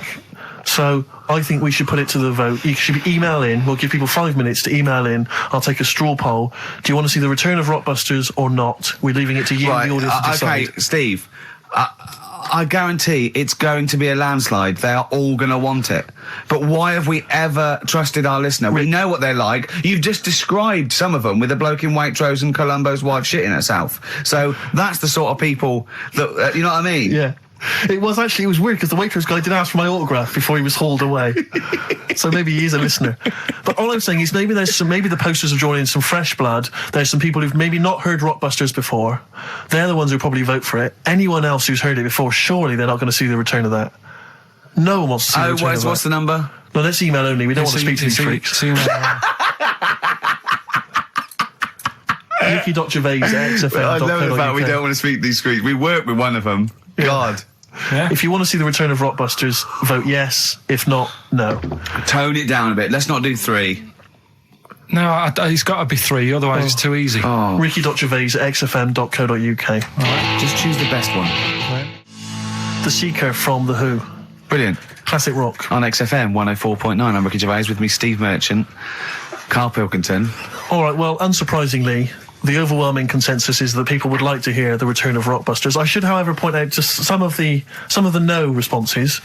Let me see what we've got here. Is Dickie Anderson called in yet? Sadly, nothing from Dickers. I think I might make him one of my hilarious sort of comedy characters. What do you think he would sound like? What would he sound like? I sort of probably like that, I think. Ding dong. Hello. Hey, it's Dickie Anderson. I can't believe it. Your show's rubbish. Something like that? I mean, I think you should work on them perhaps before You're saying there's not a lot of substance to these guys? I'm just saying that, once the novelty of the doorbell has worn off. I don't think you understand comedy on radio, Steve. I'm not sure I do, to be honest. Listen to Noel Urbans, listen to Moyles. You'll see you don't need to riff with it. It's just, you just do the doorbell and just say they're here. Right. That's all you need to do. Sure. So, that's the main thing. Well, so we've had a couple I'm of thinking of some responses. more characters as well. We'll keep working on those. Yeah. Marcus has emailed. He says no to Rockbusters. He hasn't heard it, but it sounds rubbish. Believe me, you couldn't be more right. Well, does The Office sound good as a title? All right. This is someone else. Don't bring back Rockbusters. Please, can we have more Holy Fook? You're not pronouncing it right, Steve. I know. I was just a bit edgy there. It's Holy Fuck, the little Chinese fella. Holy Fuck, the little funny Chinese fella. No, okay, all right. Well, otherwise, Carl, other than those few negative ones, most people want to see the return of Rockbusters. So, do I go on in. tell people what the prizes Let's are? go. Let's do it. Yeah. Are these the prizes? Yeah, they're the prizes. All right, let me have a look. We've got the new album from Goldfrapp. What's this one here? Oh, I have no idea. The Yardbirds. A new album from the Yardbirds. On VHS, Coogan's Run, the show where different characters make an appearance each week, including, I think, Pauline and Paul Calf. Good stuff. Who the hell wants this? Meglos, a Tom Baker Doctor Who edition. And the only decent thing really in the collection, other than Coogan's Run, is the X List, the double CD featuring lots of current indie favourites. So not bad little selection there, Carl. Yeah, well, if you are new, you haven't heard it before, I sort of give a cryptic clue and then some initials. I'd say it isn't cryptic. It's like, what am I thinking? That might or might not be the initials that I'm going to say. That's how you got to think, really. Yeah. But go on. Do you want to remind them of any that spring to mind? Just as a... Exploding Pet was Atomic Kitten, doesn't really work. What else? I fell down in a puddle in Texas. I got my legs wet. Knelt down in the puddle, got my legs wet. Wet Knee Houston doesn't work either. Whitney Houston. Jamaican swinging a fish round. D-trout spinners doesn't work in the slightest. Doesn't work in the slightest. That's how they work. So there's three of them. You email in. So here we go then. Number one, the gingerbread man has only got one leg. Right? The gingerbread man has only got one leg. Got the it. Initials there, LB. LB, right? Okay. Second one, these people from the East Midlands swear a lot. All right? These people from the East Midlands swear a lot. These people from the East Midlands swear a lot. The initials TTD. Right? And the third one, have a holiday in Italy. Right? So you've done three then? TB is the initials on that one. So quickly again, the first one, gingerbread man's only got one that one as well. I've got that one. I got two. These people from the East Midlands swear a lot, TTD. And the third one, have a holiday in Italy, TB. Email in with what the songs are and you win that stuff. Ricky.Gervais@xfm.co.uk. Hang on, it's not the songs, it's the artists, isn't it? Yeah, just oh yeah, like he said that. Yeah. Okay, fine. Email only, please. Ricky.Gervais@xfm.co.uk. So we got that going. Yeah, looking forward to the answers on that. Bit of feeder would be good, wouldn't it? All right. I love this. Forget about tomorrow. Feeder on XFM 104.9. We've had a response from Dickie Anderson. Dickie Anderson, our number one fan, although not a man who's, he's not afraid to criticise constructively. Yeah. And he's simply emailed in, surely your show is bad enough without bringing back Rockbusters. A valid point. Placebo and Bitter End. I don't want to contradict you, lads, but it's not. We've got a full hour to go on the Ricky Gervais Show on XFM 104.9. I am Ricky Gervais, the aforementioned Ricky Gervais, with me, Steve Merchant and Karl Pilkington. Rockbusters. Oh, ding dong.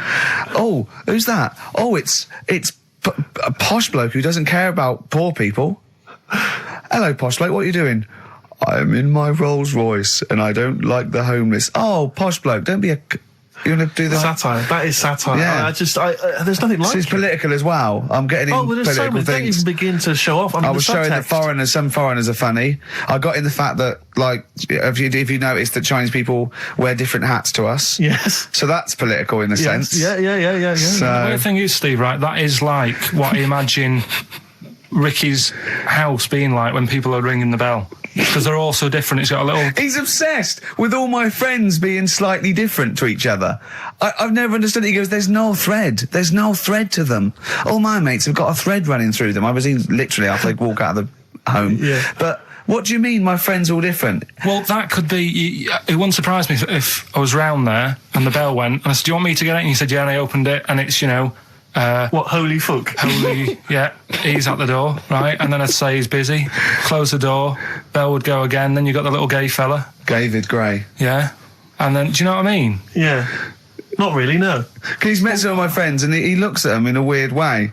I mean, some of them are weird, but he's just... Oh, the other night, right, he's got a thing about Robin, my mate Robin, right, who's a lovely bloke, right? He's going, I can't be handling him, he talks too much, Robin sort of goes, and he talks really fast, and he's sort of riffing all the time and that, and because it does me head in. Why is he talking like that? And I said, Carl going for a drink. He went, Robin's not going to be there, is he? I went, no. And I was there with Johnny, and I'd set him up. I knew Robin was going to be there. Robin comes in, sits down and goes, hi. I go, all right. Carl goes, I'm going. And Robin sort of looks at him. I went, oh, don't be stupid. He went, no. And this is in front of Robin, who's confused. Carl goes, points at him, goes, I said, was he going to be here? I don't like him. And Robin just... It was unbelievable. It was unbelievable. Appalling. It was unbelievable, Steve. And Robin sort of looked like really genuinely sort of upset. He goes, well, shall I go? I went, no, don't. And Johnny went, oh, Karl, he's a lovely bloke, right? And Karl went, well, no, I'm less annoyed at Robin now, who's done nothing No, of course. than you. And I went, look, just have a chat. He goes, no, it's not worth it. And Robin was going, right. I go, Robin, stay. He went, no. And I made him stay. And in the end, they were getting on, weren't you? Well, yeah, in the end. I can't believe, what were you thinking, Karl? What kind of a despicable man are you? That's why am I of the all bad the one? things you've done, Hang on that is terrible. Why am I the bad one when it's Ricky's fault that we were both there anyway?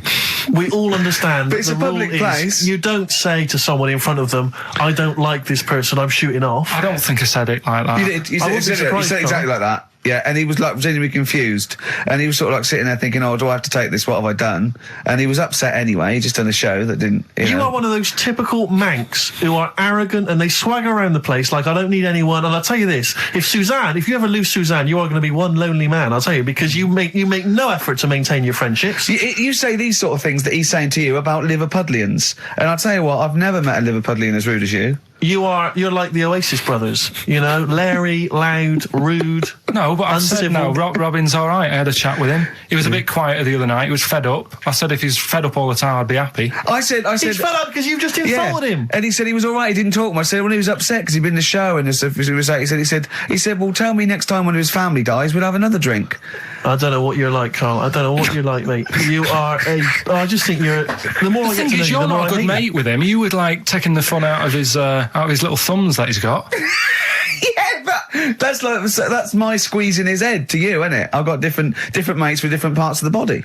Yeah, I like to squeeze your head. I like to look at his thumbs and that. It's weird, because I was thinking of doing a bit of educating Ricky. Yeah. Right, I'm always looking for stuff, learning stuff as well as doing the other job on that. Yeah. And when we went out with Robin, and what does this mean to anyone? Yeah, I'm just having a conversation about people they don't know. Go on. Well, it's enough, innit? His name's Robin. He's got really small thumbs, right? He looks a bit like Millhouse, doesn't he? That sums it up. He's like Elephant Man. You know what you get in there, right? Robin, he's got little thumbs, right? So I wonder if he's listening. I wanted to do some research, and I thought, I wonder if there's anything on small thumbs, right? I found something. Do you know the saying, rule of thumb? Oh, is it an inch? Well, do you know what the saying means? Is it hitting your wife with a stick? Yeah, okay, apparently. Come on, explain. Well, rule of thumb, do you know what that saying means if someone says... kind of, yeah. Well, it just means... a rule of thumb, usually, a general rule. Yeah, exactly, yeah. Right. Well, where it actually came from is years ago, husbands weren't allowed to sort of clout the wife with anything. What was it like in the past? I know, yeah. You couldn't clout your missus. With anything wider than your thumb. The stick had to be the same, no bigger than your thumb. Oh, no, so a Robin could do no damage if he went out with anyone. Although his is wide, he's got a little thumb like a little knob, isn't it? It's like it's truncated, because it starts off normal. It looks like he's had his big toes put on his hands. Does he have to drink a pint with two hands? Yeah. And he's dropping stuff all the time. Can I just go back to the rule of thumb thing, though?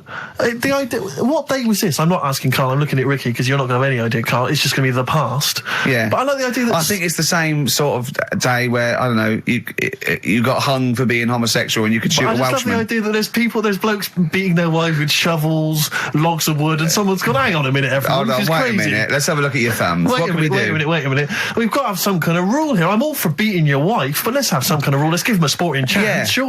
He goes, well, I'll say, well, what about you can hit her with the width of your thumb? And the wife goes, make it the width of his knob. I go, no. He slaps her again. Yeah. Width of your thumb. All right. Better? Yeah. It's like it's like I always remember seeing in the swimming baths, there used to be those signs that would say, no running, no jumping. Yeah. That makes sense. No bombing. Fair enough.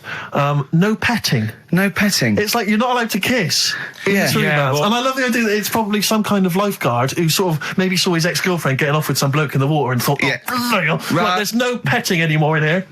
What do you mean? No petting. You're not allowed to kiss her. Or no one. You're not doing this just because you used to... Nothing. There's not a problem. Okay. Not a problem. Just leave and don't kiss. You want to swim, but don't kiss. There's no petting. Did you just write that on yourself in biro? Yeah. No. What's this no fiddling downstairs in or out the swimming pool? No. No fiddling with her dancing? No. That does annoy me, though. I was saying to Ricky the other night when we were walking somewhere. No taking her for a drink afterwards. You can't enforce that. People who kiss and that in the street. That annoys me. Yeah, people showing their affection for one another. No, they can hold their hand and that. Yeah. Sure. But it was just... Yeah, I agree. Yeah. I see two people eating each other, like, in a restaurant or something. Two people eating each other? You know, snogging in public, okay. yeah. So that's that. Answers for Rockbusters we're doing now. Yeah, well, come on then. Well, I think let's play a record. Let's come back with apparently we've got what about a bit of Cure? Do you want a bit of Cure? Yeah. So we're going to go wrong. We're going to go wrong. Ding dong. Oh, here you are. Oh, it's a fat fellow with lipstick. Hello. A Forest, The Cure, XFM 104.9. Good track, isn't it? Oh, yeah. Going all the way back. All the way back there. Wow, Rockbusters, the results. You've had a few proper answers, I hear. So, either I'm wrong or people do think like you. I've got two of them. What are the clues again? Right. First one was the gingerbread man has only got one leg. I got that. That was LB. Limp Bizkit. Right. Yeah, the that third works. The third one that I think you worked out. Yeah. Have a holiday in Italy. Chewing Breaks. TB, Chewing Breaks. Yeah, this is the one I can't get. If there's a reason why I can't get this, we're not doing Rockbusters. Can I give the answer to this one? Yeah. What's the clue? The clue, these people from the East Midlands swear a lot. Yeah. TTB. TTB. The answer? TTB. Yeah, go on. Give the clue again. These people from the East Midlands swear a lot. Tourette's Trent D'Arby. Right, you're never doing Rockbusters again. Tourette's Trent D'Arby. Right, you're not doing it. You've blown it. You see, you sneak that one in. Yeah, but I always like to sort of give two that, are fairly easy, and then you sort of work out the men from the boys then, don't you? Yeah. Well, I mean, if I'd have done a character called Tourette's Boy, friend of the little Chinaman, and it went, ding dong, oh look, it's Tourette's Boy, friend of, holy fuck, holy fuck, you'd have been annoyed. Do you know what I mean? Oh, who's your mate, Tourette's Boy? Holy fuck. You'd have been annoyed, wouldn't you? Is that a character from Lenny Henry's show? I can't remember whether it's Chris Moores or Lenny Henry. Yeah, one of them. Anyway, the winner, lucky old Richard Perks from Birmingham. He's listening presumably on Sky, and so nice to have him listening. And that's Richard Perks. He's got those answers, all of them right. In fact, most people seem to get Terence Trent D'Arby or Tourette's Trent D'Arby. Well, I think that's offensive. If you want to complain, what's the number? What did they write to complain about that? Using the same person you told people to write to and tell them I was a knobhead and shouldn't be on the radio. Last week when I was away. Did anyone do it? I think a few went through. Did you listen to the show? I listened back to the recording of it. Did you get any emails before you listened to the show? Yeah, when I got in. Did it upset you? What sort of things was it? Just stuff, I can't remember. It was weird because there was like a few of them in a row and I just thought, what's happened here? Yeah. Because we said that, because you weren't here. So what did you say? I just said phone in. We had a couple of genuine emails that liked the show, didn't they? Yeah. And I said phone in and leave messages or email Andrew Phillips and Karl Pilkington and just say the show was great. The show was brilliant without him. But they went a bit too far, did they? What did they say then? Oh, I can't remember. I mean, it doesn't bother me because I'm not bothered what people say, am I? No. Do you know what I mean? No, you don't care what you say to people either. Poor little Robin, he looked crushed. Whatever. Whatever. Well, it doesn't matter because he's doing well at what he does. He couldn't even hitchhike home because they wouldn't stop because his thumbs didn't show up. He was waiting there for ages by the side of the road. Do you know the difficulty he has buying gloves? It's murder for him. He wears little oven gloves from like Wendy houses. He has to wear Barbie oven gloves. Yeah. Oh. Right, so the winner there, Richard Perks in Birmingham, if you could just email him with your address. There was another winner, wasn't there? What was his name? There was one person who got all the right answers and there was almost a winner, but his name was Peter Kay. And I like Peter Kay just coming second. So we gave it to Richard Perks. Yeah. Peter Kay. Never gonna win. Let's play a record. Radiohead. There. XFM 104.9. Ricky Gervais, Steve Mitch and Karl Pilkington. Right, Rockbusters. Well, you shot yourself in the foot with that. So, Tourette's Trent D'Arby. Amazing. I mean, What did you think of first? His name and what words you could put in there? I normally sort of just go through a Guinness Book of Hit singles and go, right, who can I do? Right. You're giving away a lot of, I mean, that, you know, you're an enigma, Karl. I wouldn't give away your workings. I mean, because then everyone will be able to do it. And what you've got now is a gift that people can't really tap into. Do you know what I mean? See, that's what Lenny Henry and Chris Miles' mistake. See, I've sort of worked out how they do their comedy, and I'm doing it now. Sure. Do you see what I mean? Now that, you know, I'm doing it. I think the only way that people would start to be able to replicate a lot of what Karl does is if maybe they had a severe blow to the head, or they were diving and they came up to the surface too quickly. Ding dong. Oh, I'd like a severe blow. Oh, get lost, David. Oh, let's have some adverts, quick. Steely Dan, reeling in the gears. Sorry about that. Look, he's going to put on his little duffel coat. Yeah. Well, not very well. You look like someone that walks around Forbidden Planet. Don't say that, that's the ultimate insult. You can say I look like something that you'd buy in Forbidden Planet, but not someone that goes shopping in there. Please. The Professor. Oh, the Professor. Oh, brilliant. Oh, talking about weird-looking heads and stuff. Go on. We're doing that cartoon on the internet at the moment, that little cartoon I did of Karl. And the bid's up to 200... sorry, that doesn't make any sense to people that don't know what you're talking about. Oh, I did a little cartoon of Karl. And because he doesn't like his picture in the paper, when people request a picture of us, he started sending that off. And it's in heat, and it's going to be in Jack. And they put it on the internet, and they're bidding for it, aren't they? Yeah, it's at £200. That's ridiculous, isn't crazy. it? That's so crazy. what I thought was, we've got to frame it, Karl. We've got to put the copy of Heaton or something. You'll have to the winning show, the show that they win on. You'll have to do a copy of that. So you know what I mean? They get something for their money. I think I'm mildly embarrassed. So it's for good cause and everything. But didn't someone say 250 if they can come in and watch the show? Yeah. We can't do that. We don't allow people. But what I thought was, what about the winner gets to come in and squeeze your head? So they get in for just 2 minutes. We present them with it. No, Yeah. No. What do you mean no? I'm not having strangers charity. coming in squeezing my head. What? You mean it's for charity? It's for charity, Karl. Come on, mate. What I are you like? don't care. I'm not doing that. I think even an ill person would say, no, it's all right, I'm not that ill. What do you mean? You don't have to have your head squoze for us. Squoze? Squoze? You don't have to have your head squoze. All right, let's move on. So how do they bid then? How will they know they've won? xfm.co.uk/Ricky. You can see the picture on there. If you're interested, if you think it's worth more than 200 and you got some money, then you send an email in saying I'll give you, 220 quid or something. But are you not going to let them squeeze your head? So we get someone here, the art department here, we'll frame it up. I'll put a little note of authenticity, yeah. Brilliant. A picture of us. Can I have a real picture of you? A little Imagine behind the David scenes. Dickinson examining that in a couple of years' time. This is as cheap as chips. Yeah. You can sue him then, because he ripped off your phrase a little bit, didn't he? You've been done here, mate. You have more money than sense. 220 quid. I'll tell you what, have we got monkey news today? We might not get to it, mate. We are running out of time. No, we're doing it. What do you mean, we're doing it? The show isn't complete without it. I'd rather drop adverts and stuff. Well, I'd rather drop adverts. No, we're doing Monkey News. Do you want it? Rick, my concern is that if you put Monkey News on the subs bench, it's going to be like David Beckham. Yeah. You can have his eye wandering to other radio stations. Yeah. And look what he's doing. Yeah, he might be leaving off to Real Madrid. I might take Monkey News off the Radio 2 or something. Yeah. Right? So don't believe in Monkey News. I imagine if they're listening now, they're probably going to call you and go, Karl, were you serious about bringing Monkey News to Radio 2? Because the check's open. Well, do you want a bit now, or what we're doing? No, I wanted you to tell Steve about your holiday, because you told me in the week. Go on.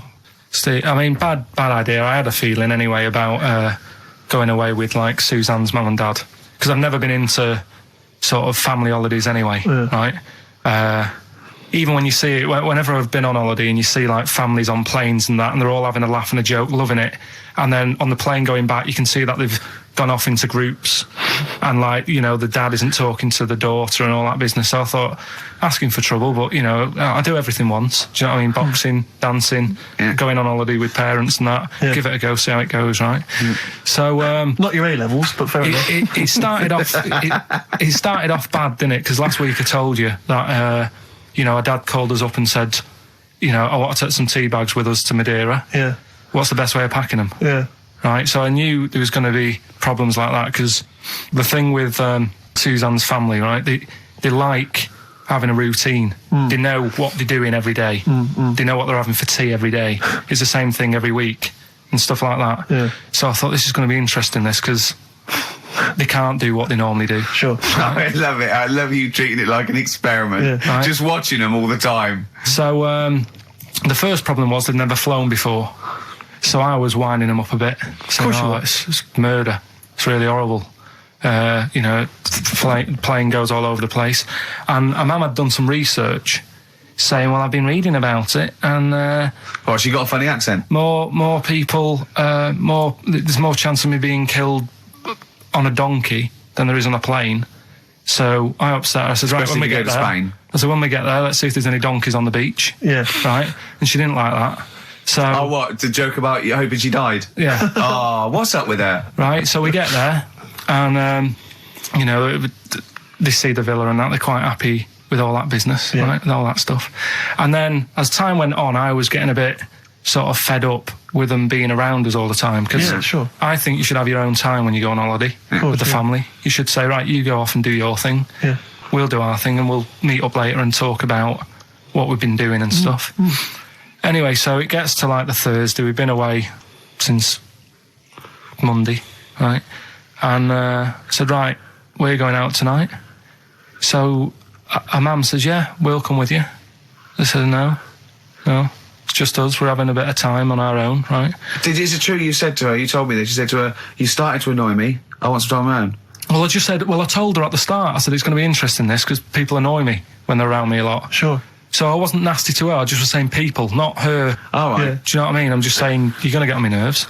So, you hailed a donkey for her. So, no, but seriously, right, with the flying, do you know those stockings that you can get because of deep vein thrombosis? Sure. She had them on in the cab. Brilliant. And it's only a 2-hour flight as well, so that was annoying me. Right, so anyway, it gets to this, the Thursday night when I'm going out with Suzanne, and her mum's like sat on the sun lounger outside. So where are we going tonight? I said, no, like I said, it's just us. We're going out having a bit of time to ourselves. So I could see as the day was getting on, she was realising that she's got a night in with like her husband, right? Her face started to like look miserable. Sure. I thought, I'm loving this. Right. So I said, right, I'm going in to go and have a shower, go and get ready for the tonight. It's going to be great.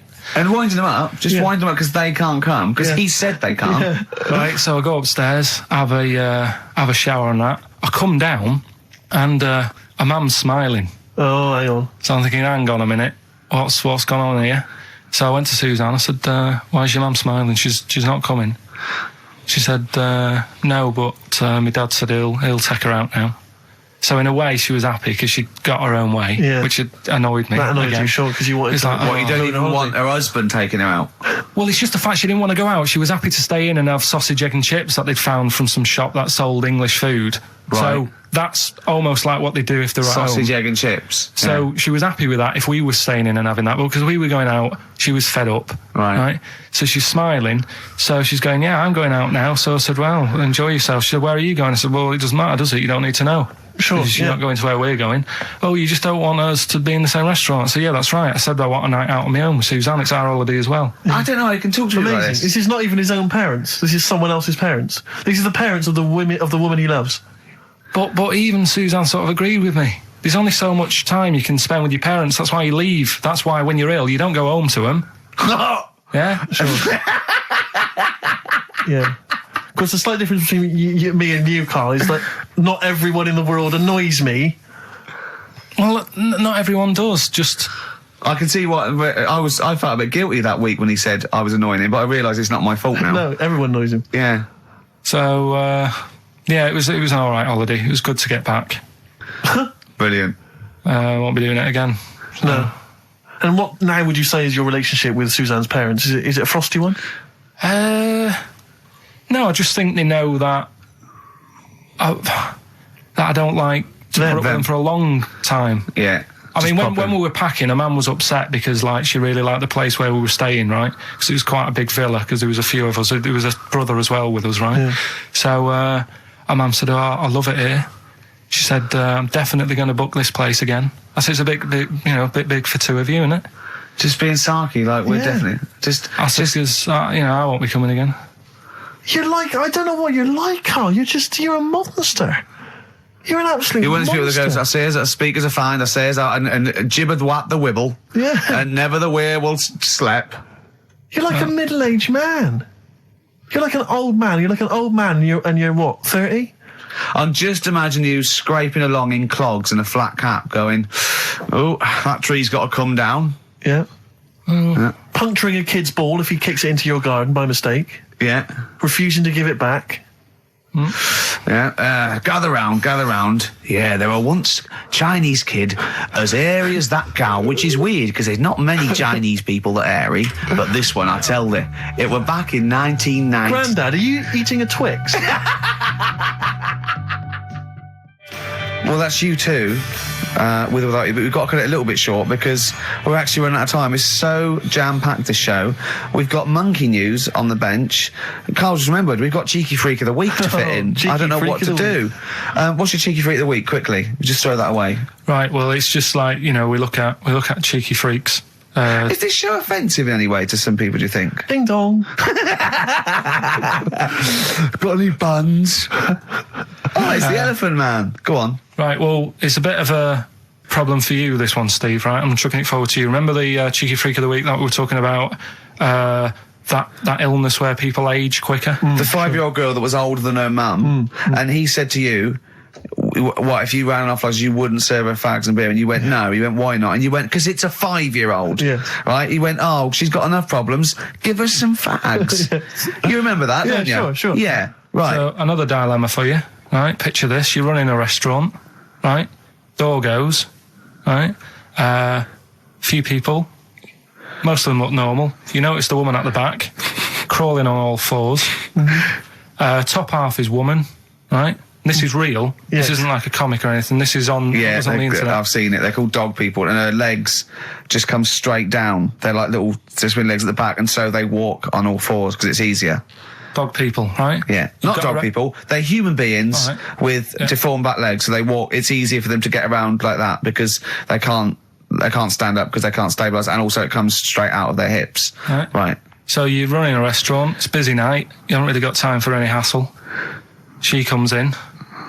Would you serve her?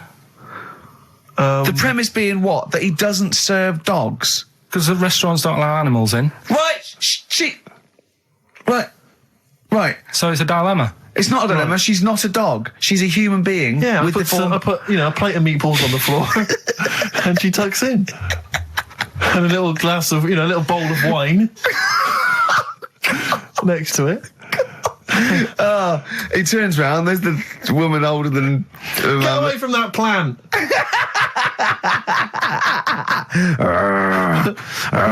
Is service included? Oh, dear. Okay, so monkey news, please. All right then. Let's hear the jingle. Oh, chimpanzee that monkey news. Right. Now, before and again. Go on. Oh, chimpanzee that monkey news. Brilliant. All right. Right. Before I went away, I told you about Alfred. He was the monkey where there was a robbery going on in a bank. And then he nicked the robber's loot and backed out with a gun. Yeah, he sort of stole. He robbed the robber, didn't he? Yeah. Did he take his gun as well? He took the weapons. He took all the weapons. There was like a couple of robbers. He managed, because they were so amazed that a monkey was coming in. It was like, don't talk shite twice. Right? Anyway, got a follow up to that. Okay. Now, what was that monkey's name? Alfred. That was Alfred. So anyway, because a lot of people wanted to know, well, what did he do? Did he go off and have a holiday? Did he? No. Right, so the follow up is, what happened is the monkey had the guns, had the cash, which was $250,000. Sure. Right. It went back to the zoo. Right. Right, Karl, you're talking... Ricky, I get angry with you when you won't let him finish his monkey news. Right. Can't we just get out the official Imagine thing? if people were interrupting Trevor McDonald. It wouldn't happen. I want to make sure I don't get anything wrong. No, of course not. So check the internet. So the monkey goes back to the zoo, right, where all the zookeepers come out and go, get him. He's got the guns. Yeah. He hands out a couple of guns to his mates. What? Right? His monkey mates? His monkey mates. So they've all got a couple of guns each. Oh, Carl, Steve, I can't, mate. I cannot Just stand it. Honestly, I want to scream. Please, I really get annoyed with you. They tried to do him a deal. They said, how about if... I'm going. Tell him that. I'm not going. No, I can't. Step out from a... Okay, we'll just do it. Look, don't listen. Step out and I'll paraphrase what I hear for you when you come back in. Step out. Now, please. I need to hear the end of this. This is monkey news. This is important stuff. Right. Ricky now has left the room. He cannot bear to hear, which is surprising to me. Right. So anyway, so yeah, they've got the money, and they say to the zookeepers, "How about we give you some cash?" Yes. And they go, "Sorry, hang on. Sorry, the zookeeper said that to the monkeys." Yeah. Right. No. The monkeys who have got the £250,000, right, say to the zookeepers, "We'll sort you some money out if you let us go." Sorry, the monkeys say to the zookeepers, "We'll give you some money." Yeah. You don't see any problem with that? Right, listen. Okay. It's nearly finished. Right, I'm listening out there. This is ridiculous. What do you mean the monkeys say? What do you mean the monkeys say to the zookeeper? They were probably holding the money out, like kind of going, look, we'll do your deal. Right, okay, come on. And what happened is, I think they were happy with that. I think they left, and that was that. They wanted to get out of the zoo because they didn't like it in there. There's the thing. Right, I don't... Just have a look. Right, Carl, think. Right, how did they get out in the first place, this one? Just let Steve have a... So why did he go... So he went and robbed... He thought... he knew there was going to be a robbery that day, did he? He might have been getting some money before they went to escape, and then that happened and they had more money. They might have been withdrawing some stuff out. What do you mean? If he was planning on leaving the zoo, he's going to get his savings. What are you talking about? What have you read there, Steve? I've got a feeling this is a review of one of the Planet of the Apes films. I think it's Escape from the Planet of the Apes. I'm not certain. It could be Beneath the Planet of the Apes. Right, Carl, think. Please think, right? So this monkey, right, he leaves the zoo, right? So he leaves the zoo, which he can do, presumably what? They leave him the keys or what? They're chatting to him, they might as well. He goes to a bank. What's he thinking of doing? Sees a robbery, probably by chance. He probably wasn't tipped off, was he? Or has he got one of those police scanners? Probably got one of those police scanners. Well, I think he was going to the bank to get a mortgage to build I think he wanted an extension, didn't he, on his cage? Think of that. And so I love the fact that he hands out the guns and they do a deal. It's honestly, you've got the best mind working on radio today. It's incredible. The only person who makes less sense is Terry Wogan. He goes up and down, doesn't he? I can't understand his sentences because I don't know. No, it's like freeform poetry. Yes, I don't know whether it's the end of a sentence, in the middle, sure. A new one. Yeah. But let's have the jingle again, a record, and then we'll probably have to wrap up the show, I imagine. That was chimpanzee, that monkey news. Well, Mr. Stipe, I am not Kenneth, but I can tell you the frequency was 104.9. See you next week. I'm Ricky Gervais, with me Steve Merchant and Karl Pilkington. Do you think that when Marconi invented radio, this was what he had in mind for it? Yeah, 2 hours of absolute... See you later.